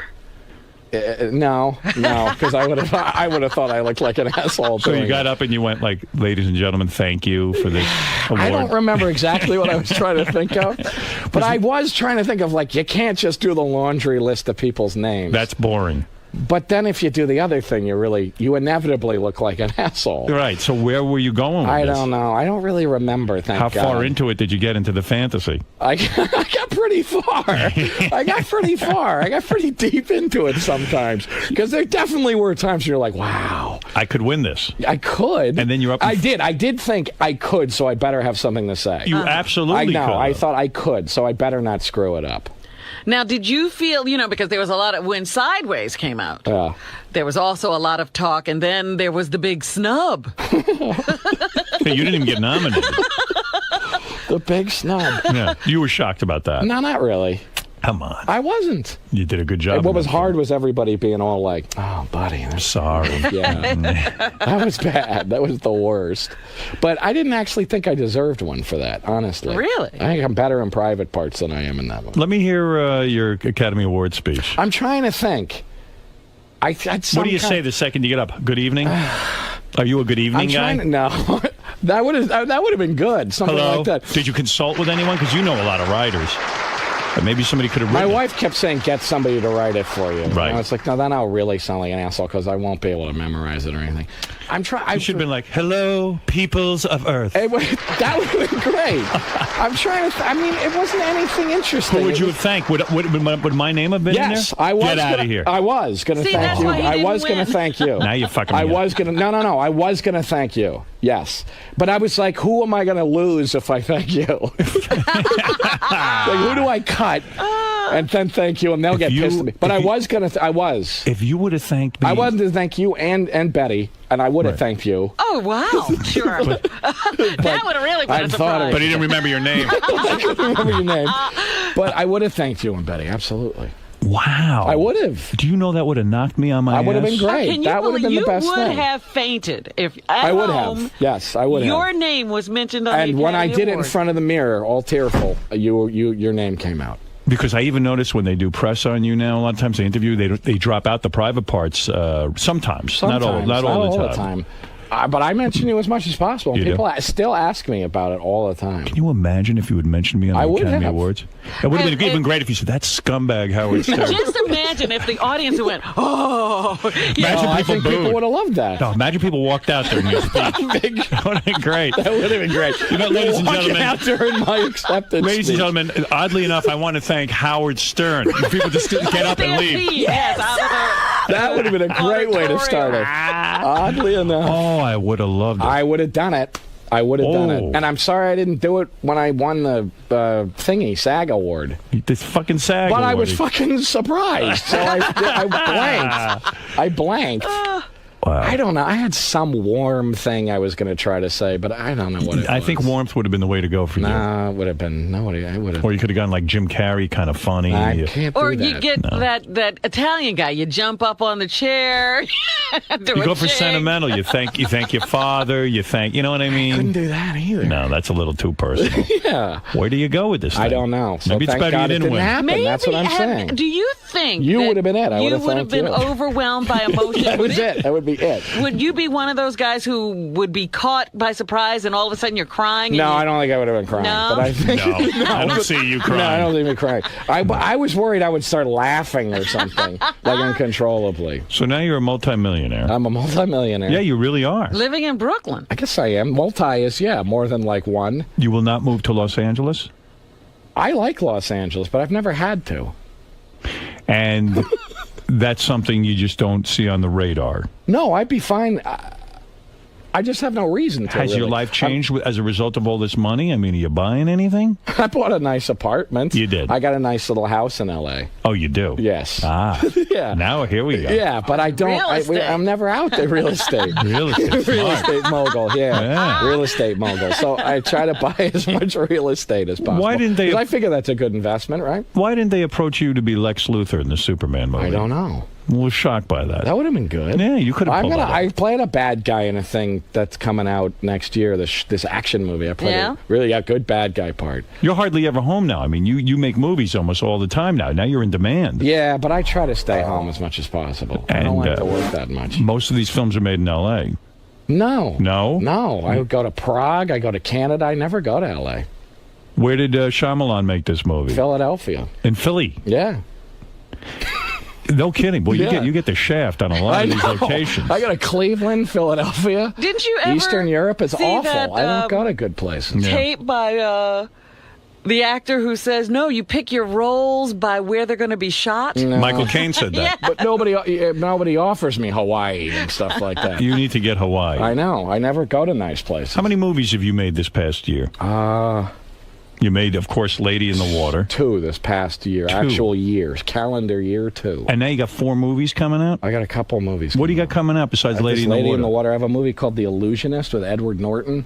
He's a good actor. Oh, yeah, he's a really good actor. And, You pals with any of these people, or you just like work Not with really. them, or you I like work with them. you like how you were on Private Parts? You don't even talk to anybody. I don't really talk Did you talk to I talk more to people now. I didn't talk to anybody on that movie. You feel did I? worthy now to talk to people. I think I do. Did you talk to Russell Crowe and Renee Zellweger? I did. Yeah? Russell never stops talking. So Really? you have to, yeah. You still pals with him or no? I occasionally will hear from him, yeah. Have any of these friendships, have any of these relationships turned into friendships with famous people? Do you have people like you'd have over for dinner or something? really. No. You didn't go to Russell's wedding? No. He got married before. Before it? Okay. That's in Australia, too. Did you send him a baby gift? No, but I did say congratulations. You did. I did. What about when you worked with Julia Roberts? No. She didn't even know. Again, She doesn't even she know was you. like you. She didn't even pay any attention to me. I paid no attention. You paid no attention. No, absolutely none. I You admit it. didn't. No, I was not interested in I was talking hurt. to you. I know. That's it. Don't be hurt. I was You're so not excited to be around you. Yeah. And then you didn't talk to me. No, she didn't talk to me. Is your wife threatened by all your growing fame? No, I don't because think so. you could become seduced by some of these chicks. Mm-hmm. I mean, you work with some hot chicks. You do. And But I don't know how you. It's hard to deal with. Aside and from for me, that kind of thing. has anyone come on to you? Sure. All they the time. have. Really? Which is bizarre for me. Oh, Jesus Christ. This is terrible. I was saying, It is terrible. Yeah. It's a disaster. Who are you doing now? Paris Hilton? That would be great. Yeah. Besides I bet her. Virginia, who have you done other love scenes? I had a kind of a. I did this very weird movie called The Hawk is Dying, and Michelle Williams was in it, and she's beautiful. Pretty girl. And I got to sort of fool around with her, and she would give me a blowjob in the movie and stuff like that. But that got cut out of the movie. What do you mean she gives you a And that was blowjob? brutal to do that. She faking. She right, but are you nude for the scene? No, I was not. Was she? was no. She had like a t-shirt on or something. Yeah, but that's still hot. Oh yeah. So you're telling me not Unbearable. only now when you go out, let's say, or you're doing a film in Los Angeles, women do extras come up to you? Yes. Yeah. The level of that is probably, compared to anybody else, minuscule. But to me, it's like a tidal wave. So you have women of who give me your most exciting scenario that happened to you. I don't know. Well, like a sexy extra or something. yeah, there's a lot of that kind of thing. What do? They walk up to you and they say, "Hey, Paul Giamatti, Yeah. I'm a big fan." Yeah, but just that kind of thing. And again, that's exciting for me. Has anyone propositioned you and said, "Listen, I'm very attracted to I you"? get phone numbers, things like that. Women have come up to you and given you their phone and number. that did never happen to me before. It's pathetic that never happened to me before. But what do you do with the numbers now? Nothing. He's got them. I give them the other guys on the set. What is the most blatant come on that you've had? That, like a number. A like number. A number. I think that's about. And these are young hot chicks? I'm trying to think if more's. Nobody's these ever. are young hot chicks. Yeah. Nobody's ever come in and dropped No, a robe I'm trying to think in if your anybody. dressing No, I'm room trying to or think if something? anybody's ever done that. Anybody grab your prick? Your prick? Your pick? No. Has anyone grabbed your pick? Has anybody grabbed your penis? Nobody's ever grabbed my penis. Come Nothing, here. I'm going to grab your penis. Like I'm saying, You deserve it. it's minuscule what happens for me. What, but your it's penis? Listen to me. You're telling me now. You're Yes. in this situation. I am You've in been those married situations. a while. And I've been all married that. 13 years. And yeah. you've never We're had the together. exciting Hollywood life. Never. Are you tortured now? I wouldn't say I'm tortured, no. Right. But I am a little bit miffed. That it I'm a little didn't happen. put out by it now. Yeah, It's hard. I'm a little bit like, why is this happening now? Mm-hmm. Are you almost I'm angry at it? 40. Right. It does make me a little angry. And now you got a kid and the whole I thing. got a kid, the whole thing. I had a kid. Yeah, I had the kid. Are you struggling? You do sometimes. Yes. Definitely. That's an honest answer. Oh no, I definitely do. I had a lot of rough years. I know, but I definitely do. And then the goddamn dam cracked. I was going to say, And that's fine. look at what happened. That's so I fine. hope this doesn't mean you're When- on your way there. Out of all the experiences, when were you most tempted? There were times. Come on. Come clean. When were you most tempted? I was in England on a thing with a movie, and there was a woman who was like a publicist or something. Go ahead. Very knew much it. so. Those are the hottest. Very. And they take you around. And she was English. Oh. And The you're spending all accent, day with she had her. the nice skin. All day with her. Yeah. She's like How my old? wife for 3 days. Right. You know Yeah, what I mean? she stays with you. She's your mother, kind of. You know what I mean? And they yeah. got the diaper bag, And kind that's of. sexy. And it's sexy. And she dresses well. You know, and she knows good restaurants and all Right. that stuff. So that was difficult. And she was interested. Yes, maybe? she was. She made it clear. But I didn't do anything. Wow. I don't believe you for a second. I didn't. You really didn't. I didn't. And then do you beat off like Like incessant- crazy. Like crazy. Because you've got to get rid of the fever. You got to release the that's tension. So how do you come back You to... don't have to do any of this anymore. So How do you come back to reality after something like that? I don't know. You tell me. You get to do it. I mean, it must consume you. It's a fever. Do you go home after, 3 days with this beautiful English girl It is. and your wife says, take out the trash? Yeah. Would My wife is great. do you think, can you envision your My wife? wife is great. She is wonderful. But Yes. do you think But would your wife accept occasional dabbling? I don't know. Would you have ever said to her, "Listen, this is crazy. What's happening to me? I She need said to." something like that to me once. She was like, "Whatever, don't just don't like." Don't tell me. Yeah, Really? yeah, but You would feel too guilty? So guilty.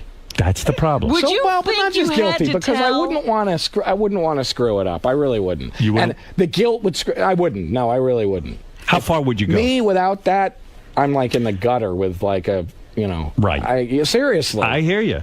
But know. if you did it, would you have to tell? Were you one of those guys? You would? Yeah. That's a dumb move. I know, but I wouldn't be able to stand the guilt. How far would you take it? Let's say I took you to Scores. I'm going to give you a hypothetical. Very good. I take you to Scores. Yes. Hot stripper. Yes. 23 years old. Yes. Vigorous lap. Vigorous big tits. Vigorous masturbation. Beautiful. She gets you alone in the champagne room. Puts the knee on your penis. Yeah. Would you let her rub her knee into your penis until you ejaculate? I suppose so. You probably would. I suppose so. Well, that's not cheating in my book either. Oh, my. I admire your honesty. Yeah, I suppose so. Absolutely. Well, I would when was act the like it last was time? inadvertent, like it was an accident. When was the last time you were at a strip club? Last night. Wow. I've been to many strip clubs. No, it's hard for a guy. You know what it is? You spent your life, I'm sure in high school, you didn't get laid a lot. Not a lot. Right. You go to college, probably didn't get laid at all. No, I got laid, You but got not a laid lot. occasionally. Not a lot. Occasionally. How many women do you think you've had in your entire life? Not that many. Was there 3? No. 7? No. Probably. 4? I'd say probably like 12. Get that fuck out of here. Look at you, ladies man. How old were you when you hooked up with your wife? 26. Oh, all right. So you had some time. You had some time. All right. 25. But did you say, Maybe thank even younger God than for that. her, a woman who will give it to me regularly? A woman will give it to me regularly. Absolutely. And no, I mean, look at me. It's like, come on. But so no famous friends. You're keeping this humble lifestyle. You haven't cracked yet and gotten blowjobs from extras. No. This is a tortured life. It is. It really is. It's tense. It's tense. It's tense. I'm tense. There's tension. I see it in your face. Yeah, there's tension. There's tension. Yeah, it'll crack. I don't know what you're going to do. When girls come up to you, when I crack, it'll just go bananas. I mean, for years, when women come up to you and hand you a phone number. It is weird, though. Well, you went through it. I mean, at a level that you can't conceive of. It's the male fantasy. Of course it is. Suddenly, hey, it is. I'm attractive. Right. Suddenly I'm attractive. All of a sudden, it's not only just girls, then it's actresses and models. Absolutely. Yes. Yeah, what do you it's do? great looking girls. Great looking girls. It's great looking girls. Yeah. Every girl you ever wanted. Every girl that you ever would have Kid in the candy store. Totally. Tense. Very tense. You poor Why are you bastard. doing It this is to him? sad. I'm sorry for you. I appreciate that. I'm sorry for you. I do really appreciate it. I really feel bad You're for you. about the only one who could I feel could understand.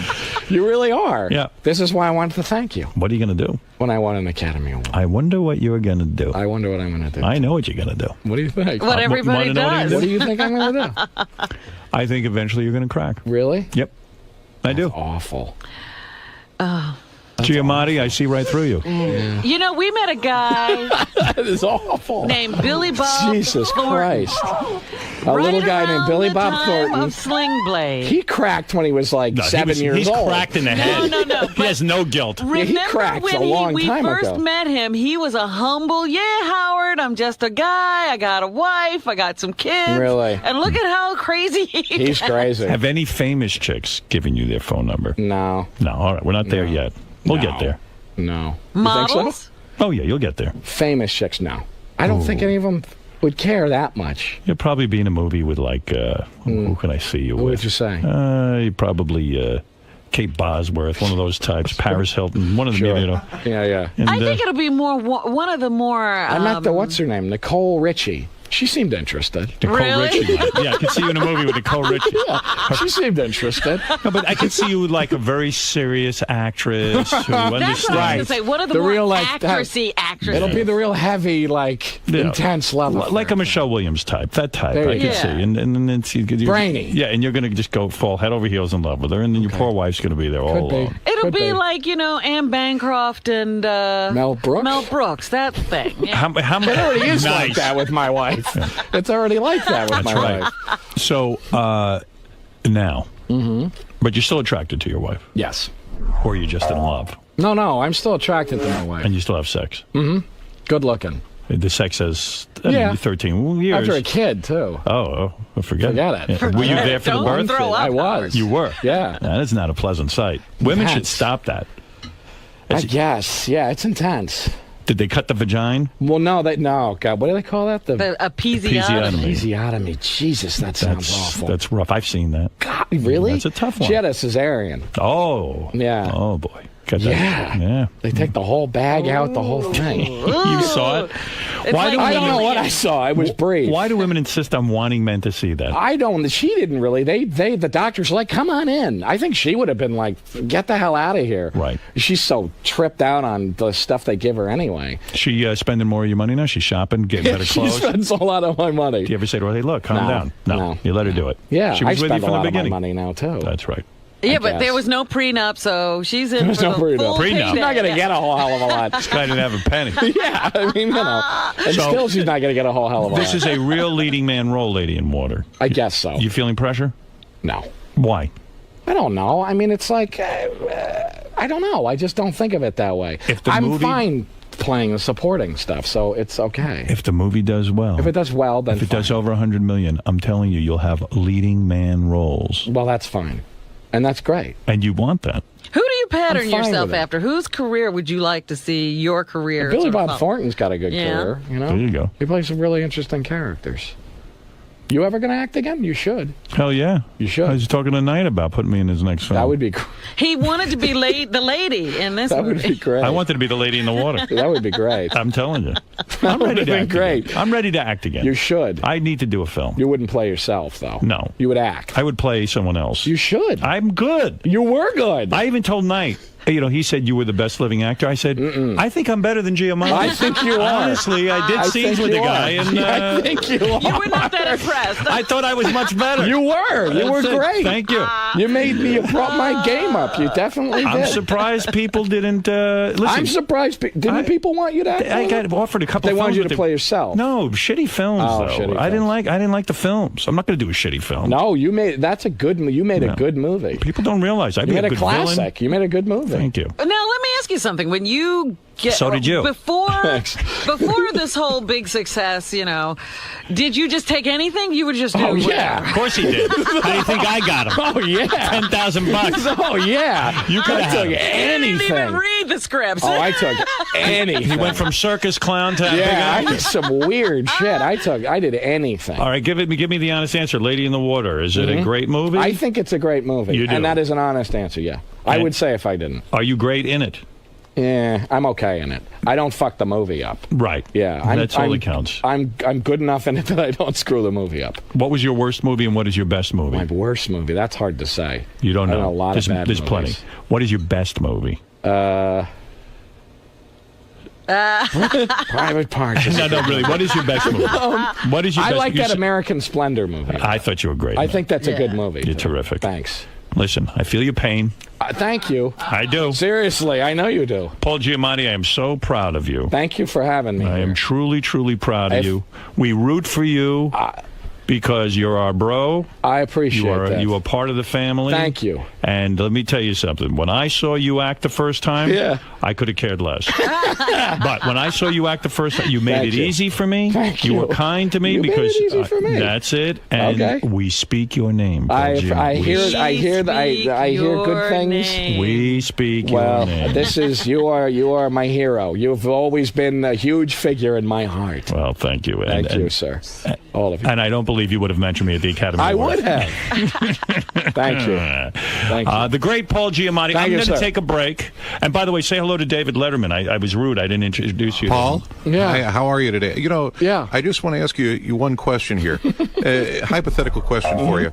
If you were effing a really hot chick and before you came, she died, would it be wrong to continue to eff her until you finished? I don't think so. No. Is it hard? Who's going to know? You're the only one that's going to know. And the other thing I want to ask you was, is it hard dealing with all the Jews in Hollywood? That's a good question. It's a really good question. And I'm sitting here, if I may just be so bold, I'm sitting here watching you two talk to each other, but the one question I think a lot of listeners would want to ask you is, why aren't you two getting ready to coordinate a Private Parts 2? That's what you an guys excellent should be. question. You should be Let me doing. ask you something. You ask questions about Jews, about coming inside Jews. dead That's women. right. Why don't you? You'd let him answer. And also, why don't you ask these kinds of questions on your Late Show with David Letterman? You know how I feel about Les. Unbelievable. No, but I just, All right, Paul. What Yes. about that? The Jews difficult to deal with? They're always difficult. My wife's a Jew, and she's difficult. runs the house like it's Hollywood. Holds all the Won't even let you bang shekels. Hollywood starlets. Yeah, got all the purse strings Why, those in international Zionist monetary conspiracy. Paul Giamatti is in Lady in the Water. He says it is a great film. Movie. Yes, it is the story of Paul, and he looks out in his pool. And are you the superintendent or something? I'm the janitor. Yeah, the janitor of this apartment complex. Yeah, and you see a beautiful girl living in your pool. Correct. And then we have to save her. We have to save her from what? Everybody has to save her. Save her from you got to what? see the movie. You should be saving her from yourself. yourself. There's a werewolf thing. Oh, really? Oh, yeah, there's a cool wolf creature. Oh, you're kidding me. Oh, no, there's monsters in this movie. It's a monster movie. Oh, I didn't know that. Oh, no, it's a And Shamalin, it's a monster movie. Some story he concocted. And he's in it. He's good in it, too. Yeah. And did you know he's Indian? Is he? Yes. Is that what he is? That's right. I wasn't sure if he was Puerto Rican or Indian. Oh, there's monsters. Monsters. Oh, fabulous. Yes. Well, somebody's chasing them. Nice. Oh, I didn't know that. And you have to save her from the monsters. Monsters. Is there one of those M. Night Shyamalan surprise endings? Not really, no. No, there's none of that crap. No. All right. Crap. We're done with that. We're done with that. Yeah. All right, good. Yeah. All No, right, he's over that. Good. Thank you. All right, can't wait to see the movie. Really. Thank you. Real Paul pleasure. Giamatti, a Lady in the Water. Nice. Paul Giamatti, everybody. All right, we'll be back right after these words. Thank you. A lot of temptation talk in there for you, Paul. Well, that's what happens. That's what happens in the big Hollywood game. Did Howard get your mind started with, Always. Yeah, no, he gets me going with that kind of thing. But he is the only person who I feel can understand. And is honest about it. They can tell what married life is like and everything. He understands. Now, do you think you're going to give in now that you've been here? I don't know. I think he's wrong. You're holding firm to your I'm holding firm. What was it like getting back in there and seeing Robin and Howard? Very nice. And I didn't realize Fred was still, I thought he wasn't doing it anymore or something, but... He just stays quiet, I think. He's very quiet. Very nice. But you had a good time people. there? Great. It was fantastic. Well, thanks a lot for stopping by. Absolutely. Thank you. Good to see you. All right. Hi, I'm Luke Wilson, and I'm Ivan Reitman. We're here for our film Super Ex-Girlfriend with myself and Uma Thurman, Rainn Wilson, Eddie Izzard. Want to take it from there, boss? You know, I think this is about the 7th or 8th time I've been on the show, and it's like old home week. I'm expecting to have a very good time with my good friend Luke here. I'm just a long-time listener. Yeah, this is your first time. Probably 15 years. That's a good angle you got there. Yeah, they usually like to shoot from way down low. Young Kubrick here. No, I've just been I started first listening in Dallas, so I'm very, very familiar with the show. Probably about 15 years ago. I'm looking forward to it. I'm looking forward to just seeing everybody in person. I've seen Howard in person. Never had the chance to meet him. Never seen Robin in person. You'll see her behind glass, that'll be it. I understand. So you're more excited than you are nervous, though? I'm not even really nervous. I'm just interested to be here. I mean, I'm maybe a little nervous and then I want to do a good job. But yeah, just glad to be here. All right, well, have fun today, guys. Luke Wilson and Ivan Reitman are here. Ivan just directed a new movie called My Super Ex-Girlfriend with Uma Thurman. Luke Wilson, he's been in a lot of movies. Oh,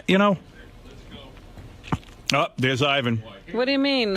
He says to Luke, let's go. You better go. Yeah, you better Ivan. listen. Let me wipe my mouth.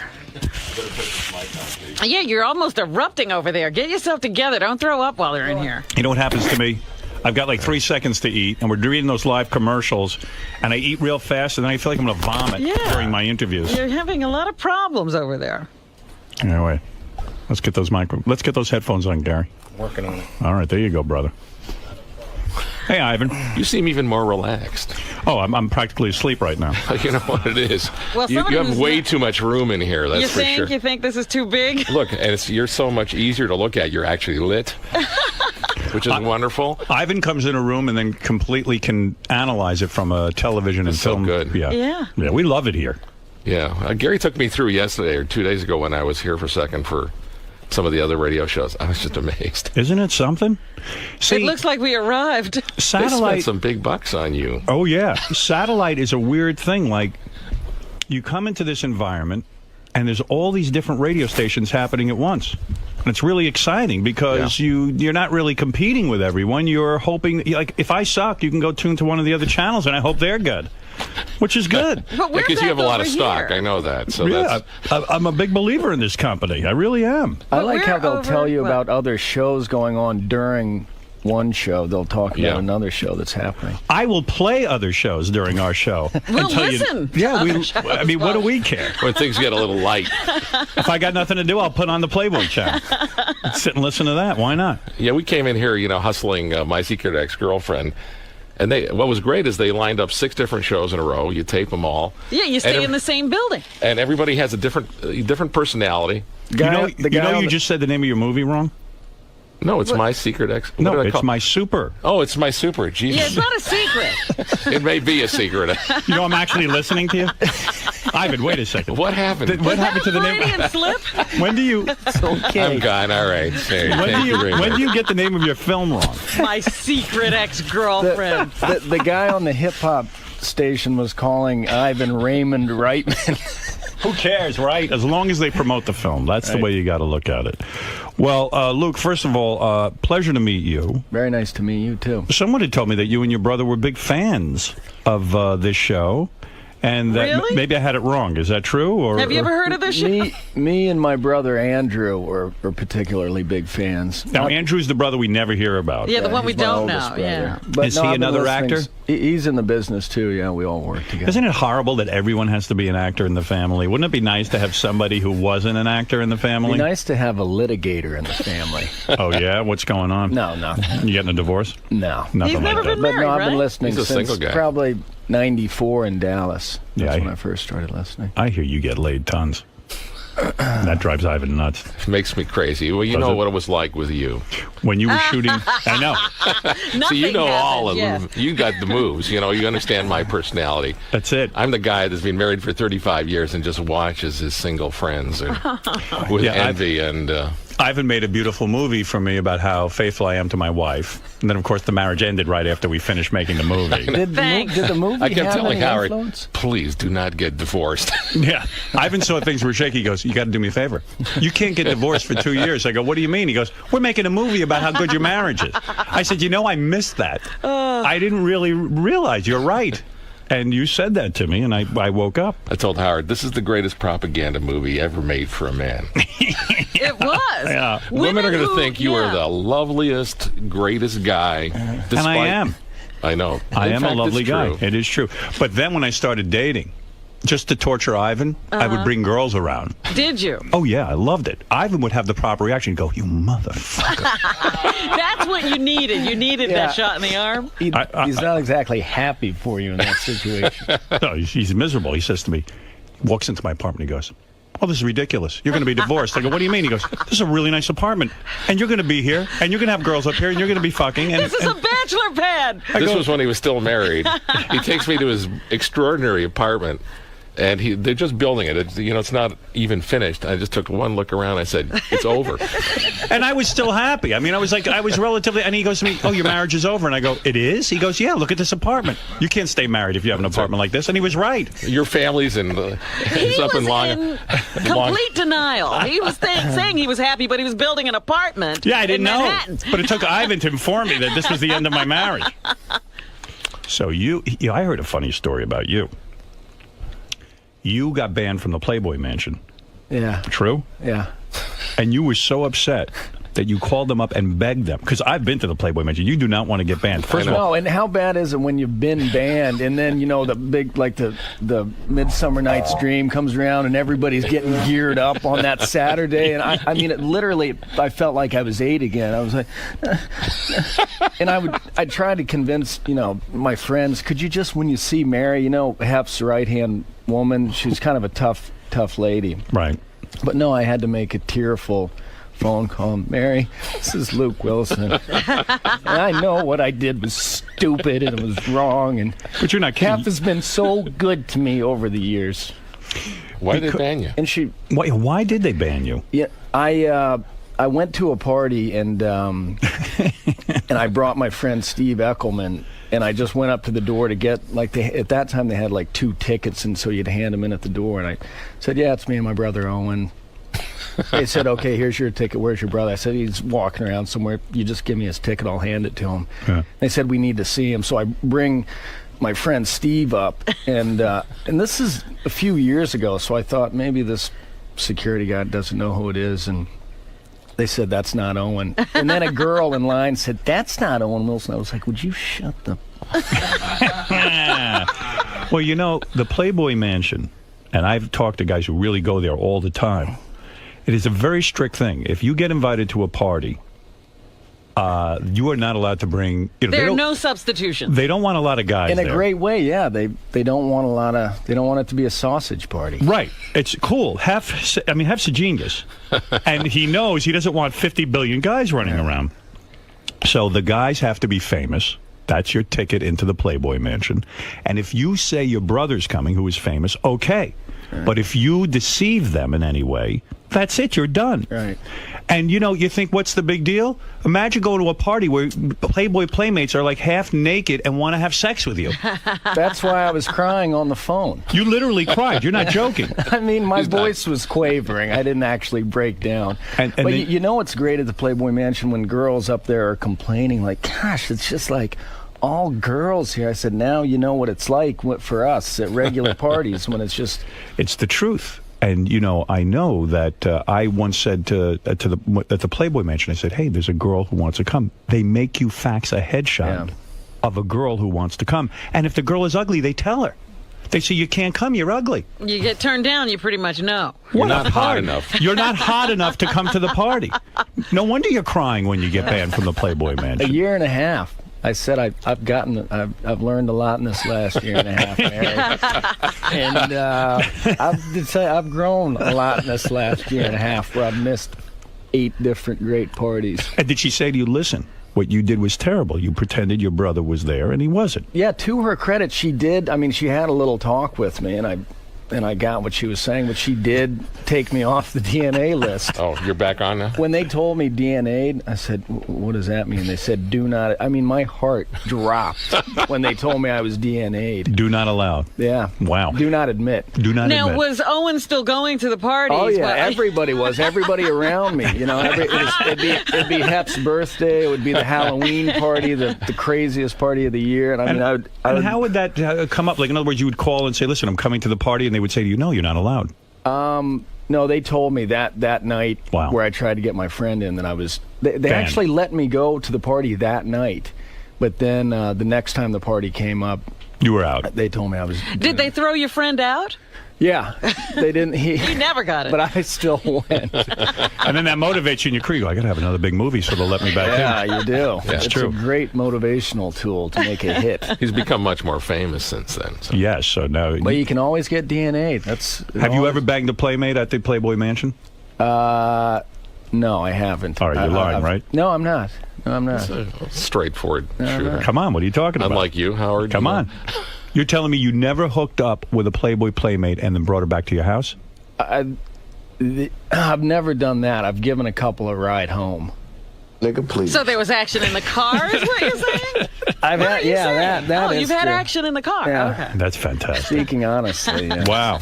I wish I could get action. I know. Ivan's wife is really lovely, but the problem is, you know, it's how many years now? I'm starting to sound like you on your show. I know. Remember those older, the very first studio. Why can't you get a free pass one time from your wife? I'm You're a discuss famous that. film director. You've produced and directed films. I mean, brilliant films. I think it would re-energize the relationship too. I'm going to have that conversation. No, you're not. He would be scared. I'm a pussy. You're not I'm kidding. Uma Thurman's hot in the movie, right? She's really hot. She's about 8 feet tall. Are you attracted to her? Yeah. You are? Yeah. Did you have trouble working alongside of her? No, because, you know, when you finally work as a director as opposed to the co-star, yeah, you have to sort of stand back from it a little bit. But you can't yell at her. We got into a fight early on. Really? Yeah, just even before we started. You're not showing enough panty. It actually had to do with that. Really? Is that? I kept saying, no, the clothes have got to be hotter, and she was just getting on this thing, and she was a little nervous about it. Then she went and took over her own costuming, because unlike other superheroes who have one costume, you know, she's a major closet full of a lot of different clothes. Oh, that's hot. So Yeah. Uma Thurman in your new movie, although she's a superhero, instead of one costume, she constantly changes costumes. She's changing all the time. See, that's a very bright thing to put. If it's true, what female superhero? Women love different outfits. One that's right. outfit, yeah. So she's the Cher of superheroes. Well, she will go ahead and change outfits constantly. This is it's a romantic comedy set in real New York. It's not Gotham. It's not Metropolis. It's not like some phony comic book thing. It's everybody's real. There happened to be because of a freak accident when she was 17. She got superpowers. She's got some special stuff. What's her do. powers? Well, she flies. She can see through things. She can blow things down. Really? You can't shoot her. It's basically the run-of-the-mill sort of superpowers. But this is a romantic comedy. It's sort of... it's also kind of one of the sexiest movies I've ever made. Yeah, because now, how sexy do the outfits get? I mean, what does she wear as a superhero? Well, they're all over the place. I mean, a short skirt. Short skirt. Also, she's got a thing with garter and sort of hose where she flies them up in the air and balls with them about 18,000 feet up. Does she ever? Do we see her bare stomach? Yes. You do. Yeah. Belly shirt. Yeah, more than that. You do. Yeah. Yeah. See through broad panties. See nips? No nips. No it's nips. PG-13, but he got more action in this movie, I think, than he's ever had. You play the boyfriend of Uma Thurman? Yeah. You make out with her? Yeah. You grab her titty? I didn't. No. I grabbed Mary McCormick's She grabbed titty. you, I heard. Did you? Were you supposed to? My movie that Ivan brilliantly executive produced, whenever there was a scene with a woman, I grabbed titty. Honestly, I did. It was written in the screenplay. It was not written in the screenplay. I improvised. Better. It makes it seem like you really do actually know each other. Because I was just... Yes. You'll notice that you get uncomfortable sometimes around an actress who's maybe supposed to be your girlfriend or wife, and you should feel relaxed enough to do what you did. You should be farting on her.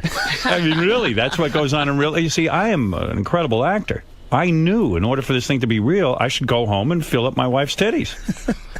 You know what I'm saying? I mean, that's a good actor. That's real sense memory technique. That's method. Oh, yes. Yeah. It's a very good method, That's from Stan Slopsky out in the valley. That's called being married 20 years and getting to be in a film. Go berserk. Finally.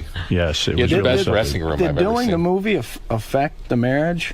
Oh, absolutely. It did? They've had me on a set. They're feeding me French hours. You ever hear French hours? Yeah. Unbelievable. Guys are walking around with trays. It's Ivan's fault I'm divorced. With silver trays and white gloves, and I'm walking around, and The these guys are extras everywhere. I got they built an apartment for me. Forget about it. It all went to my head. Yeah. I went berserk. And look at you today. Look at me now. Still reeling from it. Your head's got to be blown up big, though. You got Drew Barrymore. That was your girlfriend? Mm-hmm. That's a good score. Look at you. He's proud. How long were you with her? A few years. Look at you. It seems that he manages to remain good friends, too, with the girls when you get rid of them. How do you do that? That's what I say in the press. Oh, is that right? It's not true? I mean... Like Drew Barrymore sees you, she doesn't hate you? Actually, she and I actually really do get along. Really? Yeah. Who hates you now? I mean, I don't know that they hate me, but we definitely don't. You're not on the I'm just phone trying to with help you Gwyneth out. or anything? You know who hates him? Howard's new friend? Yeah, you went out with Gwyneth Paltrow. I met her the other night. I was hobnobbing with her. Yeah, she's a great girl. Does she hate you now? No, I don't think so. So she's friends with you, too? I mean, yeah, we're not best friends, but I mean, we're certainly, if we saw each other, we wouldn't avoid each other, I think. Teach us idiots how you do that. Like, how do you bang a chick for a really long time, especially one Hollywood chick, and then everyone likes you after you're done? Well, I think with the passage of time, I mean, when things first end, I mean, I would say it's not great. Right. But then, if you start off as friends and you had basically a good time during the relationship. I mean, how do you end it with a Drew Barrymore? Though? Yeah, how do you get out of these things? See, that's the closer I don't understand. If you could teach us, I mean, I'll talk about Super Ex-Girlfriend all you want. Well, you're actually talking about it right now because it's all about what happens when they end. Oh, she's pissed. That's right. She's really pissed off. Right, and she's a superhero. So you're doing just great, Howard. Good, okay. Thank you very much. Explain to me and my audience, should we ever get anyone as famous or a Drew Barrymore? You're with her a couple of years. It's a high-profile relationship. How does it end? How do you end it? You knew you were bored. She's cuckoo or whatever, and you had to get out of it. Whatever the reason was. Well, Was it that she was cuckoo? Honestly, I mean, the problem with me in relationships is that You're the cuckoo. I always, I tend to run them into the ground. Instead of you got bored. Even if I want out, I would never have the guts to leave. I would just start acting really surly and cranky. And so your move, you're a good-looking guy. You're an actor. Obviously, the party's not going to stop with Drew Barrymore. You had some fun with her. 3 years go by. It's enough. It's enough. So then you say you start to act really evil in order to get her not to like you?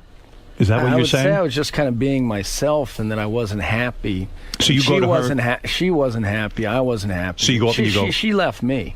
So you're so you make it so bad that she leaves you. That they leave you. I guess that's what I do subconsciously. What kinds of things can we do to make girls leave when we're done with them? What kinds of... Basically anything she says, just say nope. I don't want to do it. Hey, I have a friend coming town. Would you... Nope. Would we get so evil? Can we comment on her weight and go, you're getting a little heavy? Can you do stuff like that? Sure. Or is that over the line? I don't think anything's over the line when you want out. Right. You go for it. Right? I mean... It's so right. You see the fence and you just start running for it. It's like the Great Escape. You're like Steve McQueen on the motorcycle. You don't care if you wind up in the barbed wire. Throw you just yourself over. Yes. Floor it and get out of there. How long will you wait? Like, you're done with the relationship, but how many months or weeks or days will you put into the relationship breaking up? In other words, acting like a dick. How long do we have to go through that? I'd say you need 90 days. 90 days. So 3 full months. Yeah. Woo, that's a lot of months. Yeah, that's tough. You can keep that up? It's almost like double time, you know. 3 months would feel like 6 because you're so horrible to be with. Look at Ivan. Ivan's going, I want to date Drew Barrymore. Anyone. I'm just hanging in here. It's okay. Where do you meet a Drew Barrymore anyway? Where do you meet these chicks? On the set. On the set. You did a movie with her. Just like Private Parts. You get put in that position. Oh, you're so right. They're making out just like you did. And you have all that time in between shots where you're kind of sitting around and you're able to work your particular rap, whatever it is. He's so charming. Well, yeah. But the hard move is, hey, let's go to my trailer. Do you say let's rehearse? That's always a tough one. How do you get them? Like that's lunch. Lunch. Start with lunch in the trailer. Start with lunch. He's done this. He knows. Then you move on to grabbing a beer after work. Nice. And that's usually off to the races. You keep asking me for a drink after shooting. It's got to be great to be a successful actor. I mean, listen to what you're talking about. You go to work. You're working with some of the hottest broads.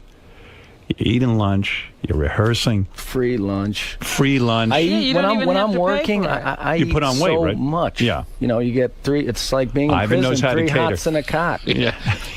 I may not be that good a director, but boy, do I know. He knows how to direct lunch. I'll tell you that. Oh man. I didn't have one bad meal on my movie. Now, did you say you were from Texas? You're from? I'm from Dallas. Texas, yeah. So you guys didn't grow up in show business? No. My mother's a photographer, and my dad. Growing up, he ran the public television station in Dallas, and then he was in the advertising business, but not really in show business. Basically, when you're on the set with a Drew Barrymore or a Gwyneth Paltrow and all these, you're going, oh my God, I can't, wait till I tell the guys.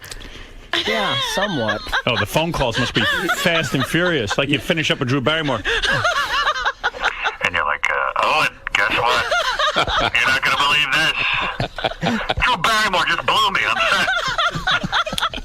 It must be wild. I'd be calling everyone. My BlackBerry would burn a hole in it. That would be outrageous, yeah. Oh, that's unbelievable. This is some story, what you're telling us. Oh, we can only imagine. One can only imagine what goes on in this Hollywood. Were you a good town? Hold on, David Letterman. Yes. I'm rude. I didn't. Yes, Dave. I'm sorry. I just want to ask Luke a question. Are you circumcised? Yeah. All right. Thanks. Okay, thanks, Dave. It's David Letterman. Always with the tough question.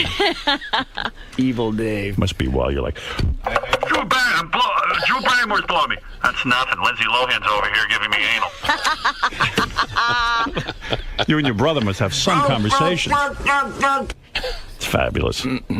How do you get a Gwyneth Paltrow on set too? You did a movie with her? We did a movie called The Royal Tenenbaums. Oh, that's right. That's right. She's in that movie. Yeah. That was a real good movie. Yeah. That's sort of how you guys. That's how I started learning about you guys. Royal Tenenbaums. Yeah. It was. Yeah. You do the movie with her. Must take a while to get her though. I don't see her as being too loose. I think you got to put some time in with that broad. I met her. She's a quality person. You're not kidding. Who was the hardest to get? I don't know. I mean, Gwyneth Paltrow. I don't know who's been the hardest. Why are you looking at me? Ivan, do you I have no answer on this one. I'm just thinking. I mean, you and I haven't talked about this. I'm just thinking this is a married woman with 2 children. Yeah, but this was before them. Yeah. Yeah, it's pre. No, they were all just. God, the resume. When you beat off, do you think about all of the women you've had? Like, I mean, in high school, you must have been. You're a good-looking dude, so you must have been popular. Must have been an athlete, all that stuff, right? Were you prom king or something? No. I mean, I went to kind of a tough high school where the tough academically, where I mean, the kind of the popular kids were the kids that were like going to Harvard. Were you a football player? I did play football. Yeah, I could see that. Shit. He's solid. I'm uncoordinated. I can't play But does anything. he do the move, does he walk around, because he writes, he acts, does he walk around with scripts and Sure a he tape does. recorder and I've never seen him walk around with a tape recorder. Scripts, I find Ivan walks around with scripts. That's my move. Scripts are good to carry around in other smaller towns. Oh, okay.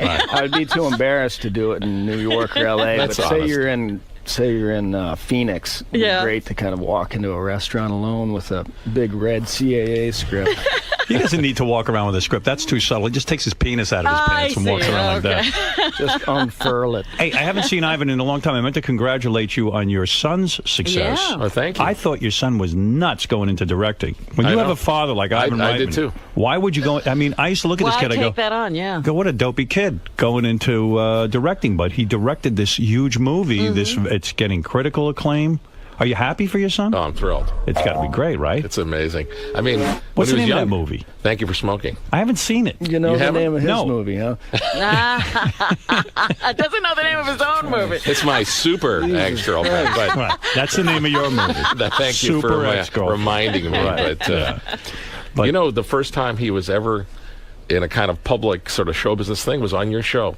And at the very first studio, I guess it was also on 57th. Right. Not the second one, but Yeah, had your son on. he was like 16 and he was there with his girlfriend who was 10 years older than him. Yeah. Right. Ivan's You remember son, that? Yes. Ivan's son is like an unusual kid. Like, he went into the jewelry business and was like making a lot of money. And then he decided he wanted to be a film director. I guess he always sort of thought that because, he knows his dad's a film director. But he was dating older women and the whole thing. It's crazy. And, I was the first one to believe in Ivan's son, even before Ivan. I was producing a show called Son of the Beach. And I needed a guy to direct a couple episodes. And I saw Ivan's son's reel. And I go, you know what? I'm going to give this kid a break. I'm going to give him the chance of a lifetime. That's right. I forgot that. He's really good. You gave him a couple of directing Well, shots. I call him up and I go, Listen I to want this. you to direct a couple episodes of Son of the Beach. He goes, no, I'll pass. I go, what a little shit. This little fucker passed. Yeah, I called out. I go, your little fucking son passed up my show. That's a television show. What is he doing? I went up to him and I said, "What are you, crazy?" Yeah, you It's a wouldn't great. believe it. I was pissed It's a good off. opportunity I for know. him. That's what I told him. Oh, well, he knew what he was doing. He did. He obviously knew my stuff was shit. He kid knew. He read it and said no. Now he's getting all these fancy awards. Yeah. Man, good for you. At least that's nice that your son go off and be successful. It's a good feeling. He's married now. Someone told me he's married. He's gonna have a kid. That's insane. How old is that kid? 26. He's 28. Did you tell him he was making a mistake, or you just let him do it? Well, you don't tell him he's making a mistake. But I said, "Are you sure?" You were. But he's always been like me. One girl, boom, long time. Mm-hmm. Is this So I got not the same girl he was dating when we met him first? No, he was kind of young on that. So he never got rejected from the Playboy Mansion. No. I don't think he's been to the Playboy Mansion. Too classy. And neither have I. No. Never? You stay away. I'm staying You away. don't get in trouble It can over only there. be bad. You know better. Okay. Luke, you seem like a good guy. Luke What is do a you great think? guy. Easy to work Let with, me- Ivan? let or me you have- speak for him for just- As a long-time listener, I always felt like if we ever got the chance to meet, we'd be friends. Yeah, I like you. I like what you're saying. Banging he's a a lot really of hot great guy. chicks, and you're open about it. No, he's got a wonderful sense of humor, and he I was don't care great to about work that. with. I know you don't give a shit about that, but I I care about how he banged Gwyneth Paltrow and how he got her. That's a major score. How old were you when you were dating her? Late 20s, 29, 30. What a resume. Not on. How long you hanging there with her? A year or so, over a year. I don't know. Were you like She got- between Brad and Ben? Yeah, where did you work? Where did you come in? Hierarchy. How far away from the guy from Coldplay? Like, where did you work? I have a great quality in that a lot of times I'm the last person someone will go out with before they get married. Really? I think I should actually do it as a service. It's got to be so bad with me. Like Drew Barrymore went out and married a Tom Green. I mean, that's crazy. God, you must have been horrible. You must have been so bad. That's what I'm saying. I should do. You know, I could sell that service. You know, you want to get married? Year with me, I guarantee you'll be engaged in a year and a half to some other great guy. Would you ever write a book about your sexual experiences? Never, right? No matter how desperate you get? Maybe under a nom de plume. Right. Or do it anonymously. Yeah. Wow. Look, Howard. Dave Letterman, what do you want to say? Sorry, we're on the Just subject. when we were in trouble. Well, we're on the subject of books. I just want to ask Luke a question. May I squeeze your ass? Sure. All right. Sure, Dave. Dave Letterman. All right, so the movie is called My Super Ex-Girlfriend. Uma Thurman plays a superhero. Yeah, she's a real girl in New York, but she also has superpowers. superpowers, And on she occasion falls in goes love. on- And she falls in love with a normal guy named Luke. Yeah. Luke, you're the guy. Right. Do you play I'm Luke? every man. Yeah. But she's a kind of neurotic girl, and she loves too much. Is it a good movie or not? It's a spectacularly funny movie. It is. It really is. She's a little neurotic, you would say? She's Yeah, kind of temperamental, Okay. jealous. You know, breaking up is always hard to do, but breaking up with one of these.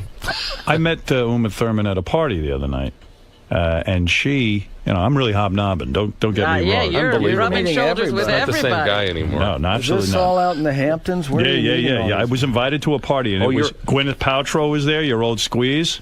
I thought I smelled a little Luke on her. And I saw Uma.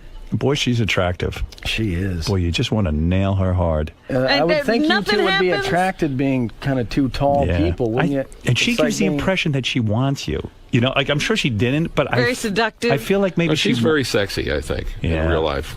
But she's got the 2 kids. Who needs that? That's a lot of aggravation. Anna Faris is in this movie. Who? She's Anna Faris. Which one is that? She's the scary movie girl.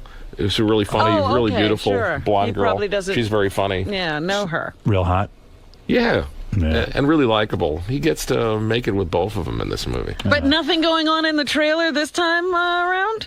No, I kind of got shut out on this picture. I don't believe it. That's why no matter how well it does, it will always be a failure to me.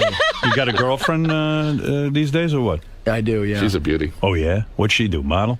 She works in a store out in L.A. Oh, man, those are They're the all best. beautiful, and right? you know she worships your ass.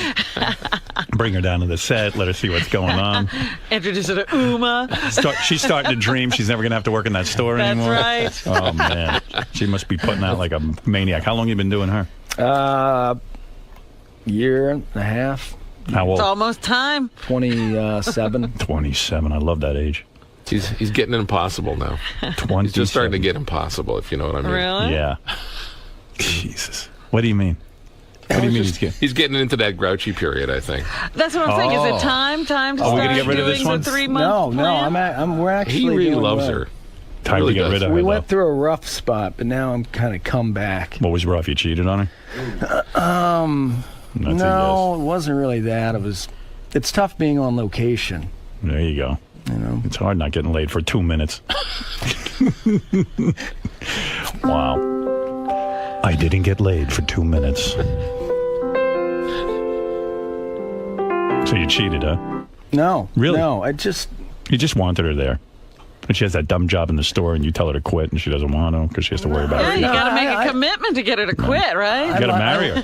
Yeah. No, I like the fact that she works, and she is a great girl. But no, I mean, She works in a store. Yeah. It's one of those stores where they have hot chicks. Yeah. So would you walk in and you see this hot chick? How soon does she recognize you right away, or do you have to tell her who you are? I met her at a party, but Oh, yeah, I think she was kind of wary of me when she first met me. Nothing better than the feeling when a new girl puts her hand down your pants. Oh God. Oh God. And Rainn Wilson is in this movie. Oh my God! Will you Rainn stop? Wilson. Who is Rainn Wilson? He's the He's guy not a brother. from Not a brother. He's the guy from The Office. He plays. Do you Dwight watch The Office Schrute. at all? He's very No, I funny. don't watch The Office is great, I actually. only watch American Idol. I understand. But The Office is really And The funny. Bachelor. Yeah, that's what he watches. I'm not going to watch anything intelligent. It's not going to happen. Yeah, that's way too. Well, listen, Ivan, you know I'm always pulling for you. You're the best. Ivan saved my ass on the movie Private Parts. Boy, was he the genius of all geniuses behind this thing. I mean, he very read nice my of you to book say. and he Thank goes, you. I know how to make this movie. Simple. A retard Could make this could movie. make this movie. And so I did. And so you did.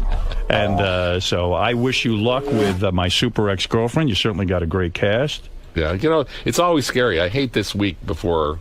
I remember even Sucks. before Private Parts, because no matter how well you market and how hard you work, the movie, like Private Parts, was much better than people expected it to be. Right. And so there's always that problem of how do you get people to really get into that theater and see how good it is. You know, you always have that, and you're always worrying about it. Do you feel they're running a lot of commercials for my super ex-girlfriend? I'm not seeing a lot of commercials. I've seen Are a you? lot of print ads, and I No. haven't seen a They trailer. said they're spending a lot of money, There are but a lot of commercials out there, I thought. Don't you always feel like there's not enough commercials? yeah. So I'm always nervous. So Right. and it's a lot of. You know, there's a lot of movies opening next weekend against us. Plus, there's a ton of movies in the marketplace. So Kazuma out promoting? yeah, she did a lot of work. better get her All the ass. actors love the movie, so they've been out there. Well, that's good. Well, listen, I know how nerve-wracking this is. Who are you up against? You got Giamatti's film. What's coming out? Giamatti's movie, the Shyamalama movie. Yeah, Shamalama. Oh, I sense a little hostility. Of course, just a little bit of hostility. The Shamalama. Nothing serious. You mean that dopey movie where people crawl out of pools? You know that movie where they're pretending it's scary, but it's actually a children's movie? Ivan's been calling it.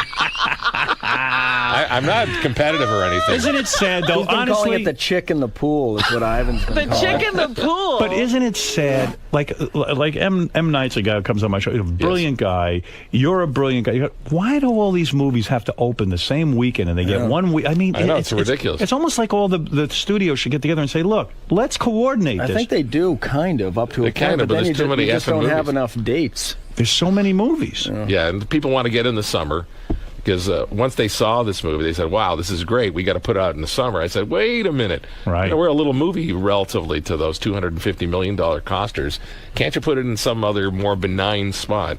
No, we'll be great. We're going to fight it all. So you got Shyamalan. Yeah. You got your movie. Pirates still holding Pirates on. still holding. His brother's movie had Dupree. opened last week. What and movie? I saw that Dupree, you, me, and Dupree, and I thought it was funny. I got Robin liked it. Not as funny as this one. Okay. Right. Who gives a shit? I know it's your brother, and he does great in it, but... Dave, yes? Yes, I'd like to ask Mr. Reitman a question. Are there any blacks in the movie? Because, Yes. you know, I like funny blacks. Yes, Wanda Sykes is in this movie. Thank And you. speaking of superheroes, you know, Christopher Reeve would have loved this latest Superman movie. I can just, you know, picture him struggling to wiggle his index finger, you know, in an attempt to applaud. That's the most tasteless thing I've ever heard. Wow, you had to There's go some- there, did you? David you, Letterman, David. save Sorry. that for your own show, All not right, mine. buddy. I mean, even I have taste. I don't approve of that. I don't approve of that. I'll give it to Leno. Give it to Leno. Fine. Well, listen, I wish you luck with this thing. Yes, my sweetheart. I am glad. He's the other guy I love. You know, we Who's always he? said we were close, like brothers. Right. What's the line? I love But Ivan. we communicate like sisters. I love Ivan. Did you have fun with Ivan on the set, or was We had he a a great bear? time. No, we had a great time. We, Yeah. you know. Did he give you a lot of direction, or did he keep quiet? Yeah, he did. But I mean, he also kind of would encourage you to try stuff too. But no, we That's had a good. great time together. Yeah. I mean, it would be a real pain. Ivan had a weird thing with me. The way he would direct me, he came on set a couple of times. Betty Thomas was the director, but Ivan came in and he said to me, look, we've got a lot of money riding on this movie, and you're fucking it up. And you better go upstairs and figure out how to do this. Yeah, it's just the most direct method. And then he said, do you need a ping pong table or something, like to go up there and play? Do whatever you have to do. But maybe you some of the scores girls could come down. And surprisingly, it worked. I would come down. I think he was bad cop. Yeah. He can scare you into a good performance. He Yeah, really can. scary man, really. But I do love you for that, and I really wish you tons of luck, guys, with this movie. Super Ex-Girlfriend. It certainly appeals to me. I love anything with superheroes. You're gonna like this one. This I'm is all funny. about it, and I wish you luck with it. Thank you. Robin, we have to take a break. Oh, well. I'd love We have to call this to a halt, bring it to a close. It was a great, say goodbye. Great fun hearing about all the different chicks you banged. Not you, Ivan. That's right. Really? Let's keep the record straight. Playboy Mansion, Drew Barrymore. Imagine the list I don't even know. Well, you know, his brother apparently has some kinky Yeah, we read about that. fun. He likes to be spanked or something? No, you like who doesn't? Your brother likes to lick a woman's ass. Oh, is that what it was? That's Licking what it a was. woman's ass? Did you read that? No, I didn't. I missed that part. guarantee you that's bullshit. Yeah, was it bullshit? Are you sure? Because I think he agreed that yeah, he's... I thought he said he did like licking a woman's ass. He could care less. That's got to be some writer that hates him. He's very traditional, I think, in the W. You've never done that? No. Me neither, man. That's not my thing. No. I don't want to lick a woman's ass. You two have never shared a girl? I think there might have been a couple of bogeys in there. Really? No kidding. Yeah. Gwyneth Paltrow? No. No. Hey, You don't Owen, trade her out. I'm going to trade out Gwyneth Paltrow. Give me one of yours. That'd be cool. Like Topps cards. I bet you've had 100 great Hollywood women. Man, good for you. You must have pictures. You ever take pictures of chicks? No, God, I wish I was like Gene Simmons with Done the that. Polaroids. Would have been fabulous. Is it too late to start? No, No, that's a good I'm point. still a young man. It's a good point. I'm just thinking about everything that's gone by, but you've got the right idea. Yeah. Here's to new beginnings. There you go. You're not kidding. Good Life for you. Is it over? You got a positive attitude. I like that. Yeah. Well, listen, the movie's coming out. It's called My Super Ex-Girlfriend. It opens Friday. Yes. Yeah. And this is a big deal. And Ivan needs you to support this film. Because you'll have a great time. Ivan's It's got funny. a It's the great big $40 movie. million house. What does a $40 million house look like? Yeah, that's a friggin' criminal house. That Where'd you house. get that number? No, it said in the paper that you paid $10 million for the land in Montecito, and Where'd that you get this and you built a information? $40 million house. I read it, I think, today. Yeah. Are you shitting me? I'm I not. wouldn't be surprised if it's more. Really? You've seen it? I literally, you've never even seen someplace like it in a movie. I mean, wow. It is. Well, it's a full movie invited- studio. No, I have invited both of you. Yes, you have. Many times. So, I don't even know where Montecito is. It's close. Hour and a half outside L.A. It's Santa wine Barbara. country. I should be It's there. up north. Did you edit the entire movie at your house? No, I edited at the Fox lot. Oh, you did? Yeah. But you got full editing facilities there. I've got stuff. Why not edit it there? It's just, I think all the guys. we had a small budget. It costs a lot of money to do it that way. Although I think in the future I will do it that way. Yeah. At least through a sort of a line, internet line. Oh. I Who have has to a talk bigger to you about penis, you or Owen? Don't know. You never measured. Never measured. Come on, the brothers would? don't hang out and get the ruler out. I Come on, don't tell know them the truth. I don't know the answer to that one. What is it, Dave? Well, I heard it's Owen, isn't it? I don't know. Oh. Probably. I'm Probably getting Andrew. confused with Stephen Baldwin. I'm sorry. David Letterman knows. Wow. All right, listen, I'll let you go. It's been fun. This Really has been nice. fun. It's Yeah, so great thanks to be very back. much. It's great talking to women. It is fun. And now, while I'm here, I'm sorry I didn't go to your birthday party. Yeah, I I was heard filming. you. There's a scene where he's naked in the movie, Were you working and I was on actually this movie? I was shooting this movie, Oh. and the night, and we were shooting until like 12:30 that night on a Friday night, and it was him being naked. Do you like to lick a chick's ass, Ivan? I never asked you. I'm going to take the fifth on that. I think Ivan has to impress chicks. He's like me. I'll lick your ass, honey. Anything, whatever it takes. Whatever it takes. Did you know I've got a big house in Montecito? Now So you're what are you ready to saying? talk. Your house didn't cost $40 million to build? It said it in the paper. I just was very like, curious what where have you you got got all this in there? information. In the paper. $10 Today? million. Yes, $10 million for the land. I wouldn't. How else would I know this? $10 million for the land and a $40 million house. No, I didn't spend that kind of money. No. How many acres is that land? How many square Now feet? I've got about 22 acres. 22 acres. How many square feet is the house? 15,500. 15,500. What are you doing in there? I know, it's my wife keeps saying, it's so damn big. You got a bowling alley? No bowling alley. It's not the spelling place. It's kind of a nice. No but there's a ballroom? theater. A theater. Well, yeah. Movie theater, but everybody's got Yeah, it one. looks like a Everyone's Lowe's, I'll bet. Big deal. Yeah. Got stadium seating. Yeah. It does, in fact, have stadium seating. Boy, you rich guys. Amazing. No. All right, listen. See Luke in My Super Ex-Girlfriend with his co-star Uma Thurman, an Ivan Reitman film in theaters everywhere. guys. How'd it go in there today? That was fun. It's always Well, fun. it's really fun. Makes You me were want to good, come back. Yeah, you did just great. You did a man. good job, too. A little trouble with the movie title at first, and then... I just, you know, he just gets me so excited. It was hard to remember. We've been on the publicity road, so Yeah, I I'm just a think we little both got a little worn out.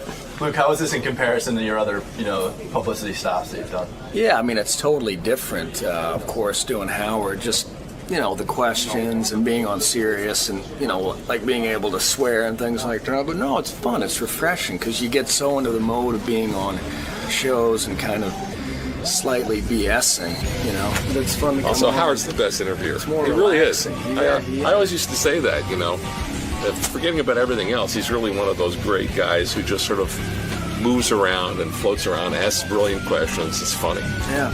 He was really impressed with you, Luke, with your resume of women that you've been with. Yeah. Well, who wouldn't be? Well, coming from someone like Howard, he's no stranger to the ladies. Like, how'd that make you feel?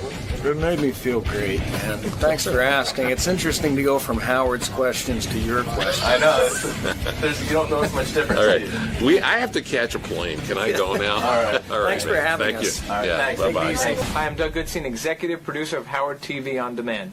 This is a very special show we have for you. We recently did the first ever Howard Stern Film Festival, and Scott Masterson won with his great entry called Radio Play. We took our cameras back to Boston, Massachusetts, and we took a look at how Scott made his film. So I hope you enjoy this special feature here on Howard TV. I am king of this frequency. Any opposed to me will be destroyed. This was a great film, and they all were great, but Scott, you shine. Scott Masterson, Radio Play. Great job. Congratulations. There's so much happening at the same time that I was starting to freeze up, and it was just a lot to take in. But again, it was one of the best experiences of my life. There's the check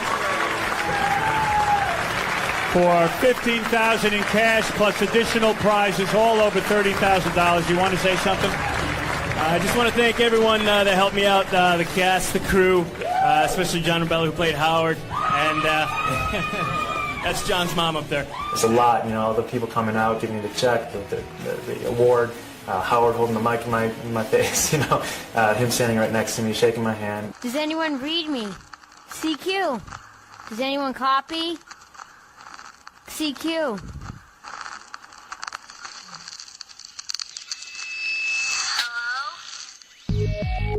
Hello? This is Howard. Who's this? My name's Robin. I live in Baltimore. Scott Masterson. I live in Salem, Massachusetts. It's a town just north of Boston. I work as an assistant director in film production in around Boston, and I am also the first winner of the Howard Stern Film Festival.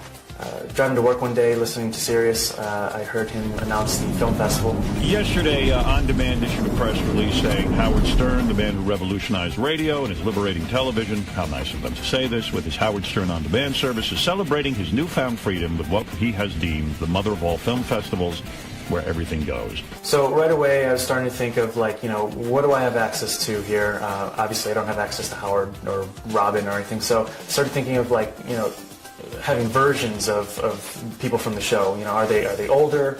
Have they aged? Are they younger?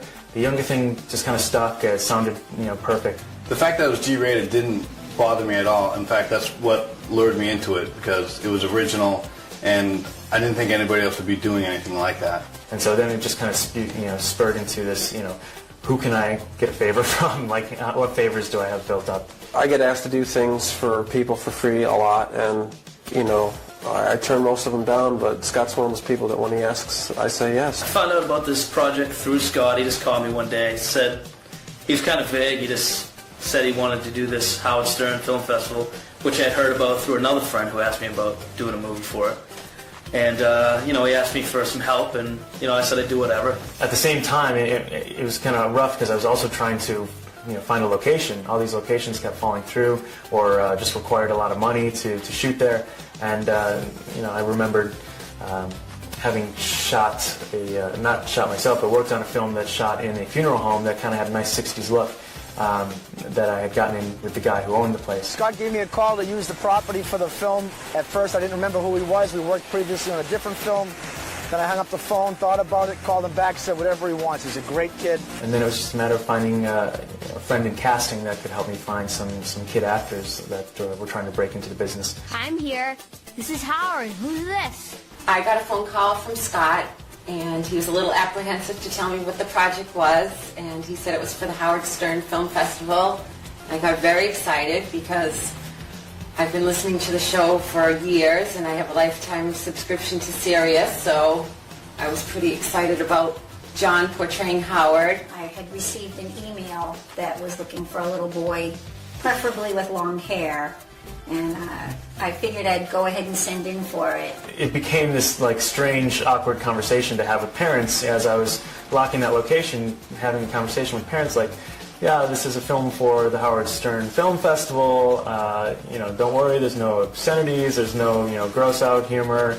And oh, by the way, we're shooting at a funeral home, So it became this kind of strange, it became a hard sell, really. I took the biggest poop today. It was huge. I'm serious. I thought I ate the family dog. I heard that it was shot in an abandoned funeral home. I was surprised by the look. I was surprised how inexpensive it was. It proves that Hollywood films could probably be a lot less expensive. We're at the spot where the Howard dad is sitting watching television. So as you can see, it's a cool look to the place. With this short film, you can see with the work they did, you could never tell it was done in a funeral home. The first thing we shot was Dad sitting at the TV, and it was the very first thing of the day. Took the longest to set up. Once we got that shot, it just kind of rolled from there. It really wasn't a television, actually. It was a end table, just laid on its side so that it looked like the side of an old wooden TV, and we just lit it nice and soft. And so we came out of the TV, out of the side of the TV, onto Dad, and in the long version of the dolly shot, off of him into the fireplace, and it looked really cool. The stairway shot was actually a very easy shot to do. There's no movement really on it except for a zoom. So we're just looking up this way, up the stairs, and we're kind of just right down here, just looking up, and it's just a slow zoom up the stairs. Obviously trying to keep the creepy doll in the wall out of the frame. So that brings us to the second floor. The first thing we shot in the second floor is the long hallway towards Howard's room. What's basically a closet at the end of the hallway right here, is supposedly Howard's room. We just cracked that a little bit. Obviously, it's not Howard's room. But we cracked it a little bit, put a little light behind it, and then we laid dolly track all the way down this hallway. And had a nice long dolly shot just right towards the door. And one of my favorite shots of the entire film, just leading towards this kind of ominous door, and hearing Howard saying CQ from behind the door. CQ, CQ. Does anyone copy? So this is the second floor kitchen of the funeral home. Obviously not in the best shape. We actually ended up shooting Simbi right in this corner right here. It's simple, it's nondescript, it just kind of worked well. We just found furniture throughout the house. This was just laying in the side here. Threw this in the corner, and we had some pictures of hers. The Sirius dog was on this right here. We had a horse, also drawn by Robin, right here. I don't know, that's not seen very often. And what's never seen, and no one's ever really seen, is you got that laying right next to the radio, which of course is a little, it's a little dark in humor, but so we didn't want to make it too clear just because of her history with her dad. But so this was Cindy's area, little Robin's area. So this is where we shot Howard's room. This is where John was. One of the first shots of the entire film is there's a dolly shot right here that just pushes in right towards Howard's desk, which is right here. He's facing the window, and we had a little glow coming out from outside the window. And for the rest of the movie, you only see Howard from this direction. And what we did is we just cheated the desk out a little bit. We laid some dolly track right in here, and we just moved along with Howard, just right in this way. And we had Howard's bed here. All the kids, they each had some individualized pictures. We got a Howard radio tower that was over this way, Howard's Sirius dog, and superhero was right around there, and the Howard superhero logo is right over this way. As you can see, I mean, it's completely empty. Jeff Schneider, the art director, did an amazing job making this look like a bedroom. And so finally we have Fred's room. It's a very big open room. It's the biggest room. It's right down the hall from Howard's. But it's interesting that we only kind of utilize this space of the entire room. It's a very large room. But so Fred's desk is right here. Fred's facing the wall right here. In front of him, his pictures are really hard to see. We had to cut the dolly shot really short. But he had all these equations up on the wall in front of his desk. And so if you look closely, you can catch those. And of course, he had his own serious dog on the wall also.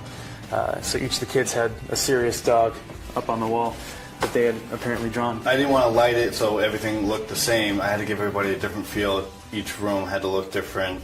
And so pretty much to shoot it and light it with the limited lights that we had was pretty difficult.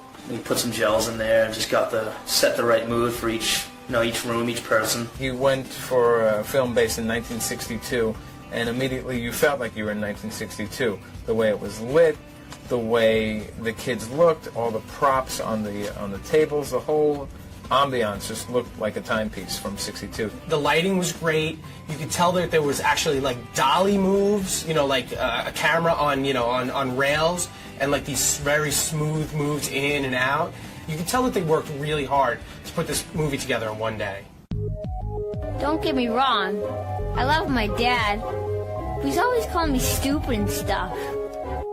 For this short in particular, we didn't really have the luxury of finding, looking for talent specifically. So it really became, looking for the physicality, resemblance to the characters, to Howard, Fred, and Robin. First kid that we shot with was Cindy, who played Little Robin. My name is Simbi Nahovari. I'm 11 years old, and in the movie Radio Play, I played Robin Quivers as a youngster. My name's Robin. I live in Baltimore. I didn't really know anything about the Howard Stern show. My mom told me. So what do we do now? I thought she was very pretty, and I was flattered that she was playing me.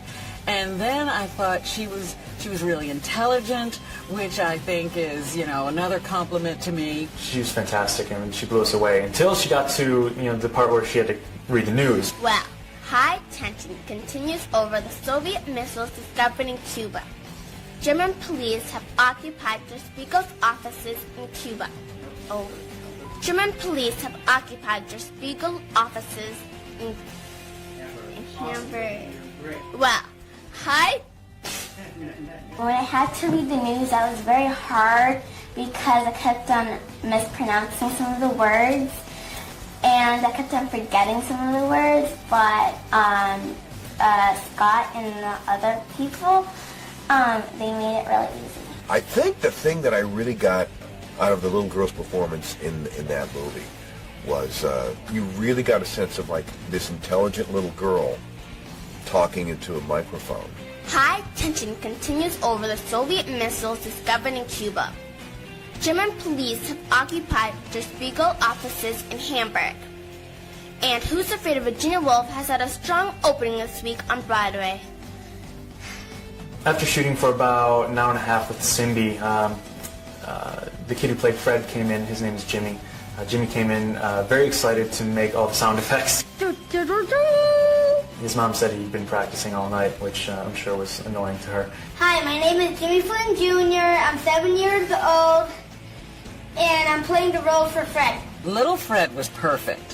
When I saw that little face, the cherubic face and the red hair, I just thought he captured Fred perfectly. He knew coming into it that he was kind of the sound effect guy. It was pretty hard because I really talk a lot, and I really didn't say much, so I'm only one. Can I say how much Robin and John say? Because that's not really fair. I want to say more. I'm not going to ruin this for anybody by saying whether that was little Fred or whether that was current day Fred or whether that was future Fred. Or the only thing I will say is little Fred in that movie is one hell of an adorable kid. And if I could adopt him, I would.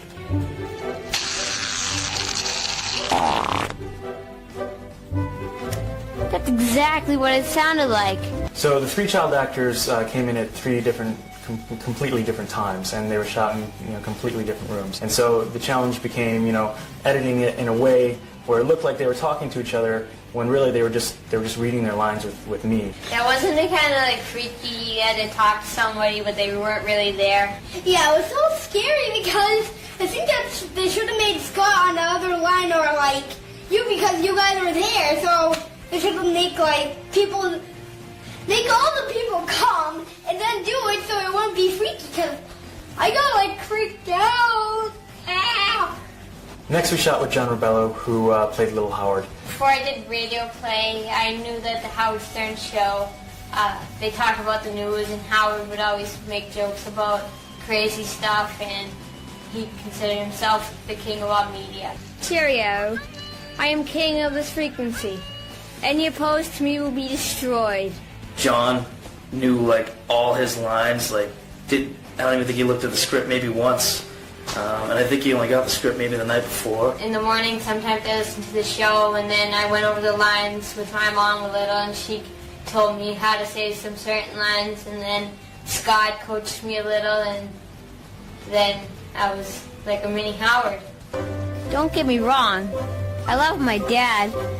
He's always calling me stupid and stuff. The kid who played me, John, was, he was excellent. I thought he was really good, expressive. It was great. What he brought to the character, he really, and with the help of his mom, I'm sure, embodied the Howard Stern character. When we first started shooting, I was just totally taken aback. They had everything, and they just sounded like Robin, they sounded like Howard, they sounded like Fred. It was great. It was fantastic. Do you think that you, me, and Stevie did a good job on playing the characters? Yeah, you were awesome at Fred with the sound effects, and Simby was really good with the news, and everyone was great. Yeah, you too. Thanks. At the end of the day, I looked back, at everything. I was extremely happy with the performances, extremely happy with how everything looked, art direction, camera work, dolly moves, everything. Everything looked great. I heard that there's some girls out there that actually like other girls instead of boys. So the next step after shooting is post-production, which in this particular case is just, me working on my laptop. I just put all the probably about 2.5 hours worth of footage into my computer, into a system, editing system, and I just edited it. When Scott was done editing and he showed me the film, I thought it was amazing. I thought it looked great. I thought it was, I didn't anticipate it being that good. After I saw the finished film, I knew we had a shot. What really put us over the top was we heard Sal on the air talking about our film specifically, out of the 2,000 that were entered. There's a great one with Robin, Howard, and Fred. You're all children, and you meet each other through a CB radio. Wow. It's great. And it's so funny because... Is that animated? No. Howard first meets Fred, and he says, Fred doesn't really reply much. And Howard goes, Fred, you don't talk much, do you? And all Fred does is reply with a sound effect. He just goes... You're not very talkative, are you, Fred? So about 2 weeks after entering the film and over the 2 weeks hearing them talk about it on the radio, I got a call from a girl named Erica Marie at the In Demand Networks. We have Scott Masterson on the line for radio play. I actually want to let you know that you're one of our finalists. Oh, that's excellent. Thank you. Congratulations. That's so great. I got a phone call one day when I was at work. It was Scott, and he's just like usual on the phone, all calm and relaxed, and he starts off, so, we made the finals. He said it was our film. We were one of 9, and I knew then that we had a real chance to win this thing. I was excited. I was just jumping up and down, and it was amazing that something that we put a lot of effort into just was being recognized.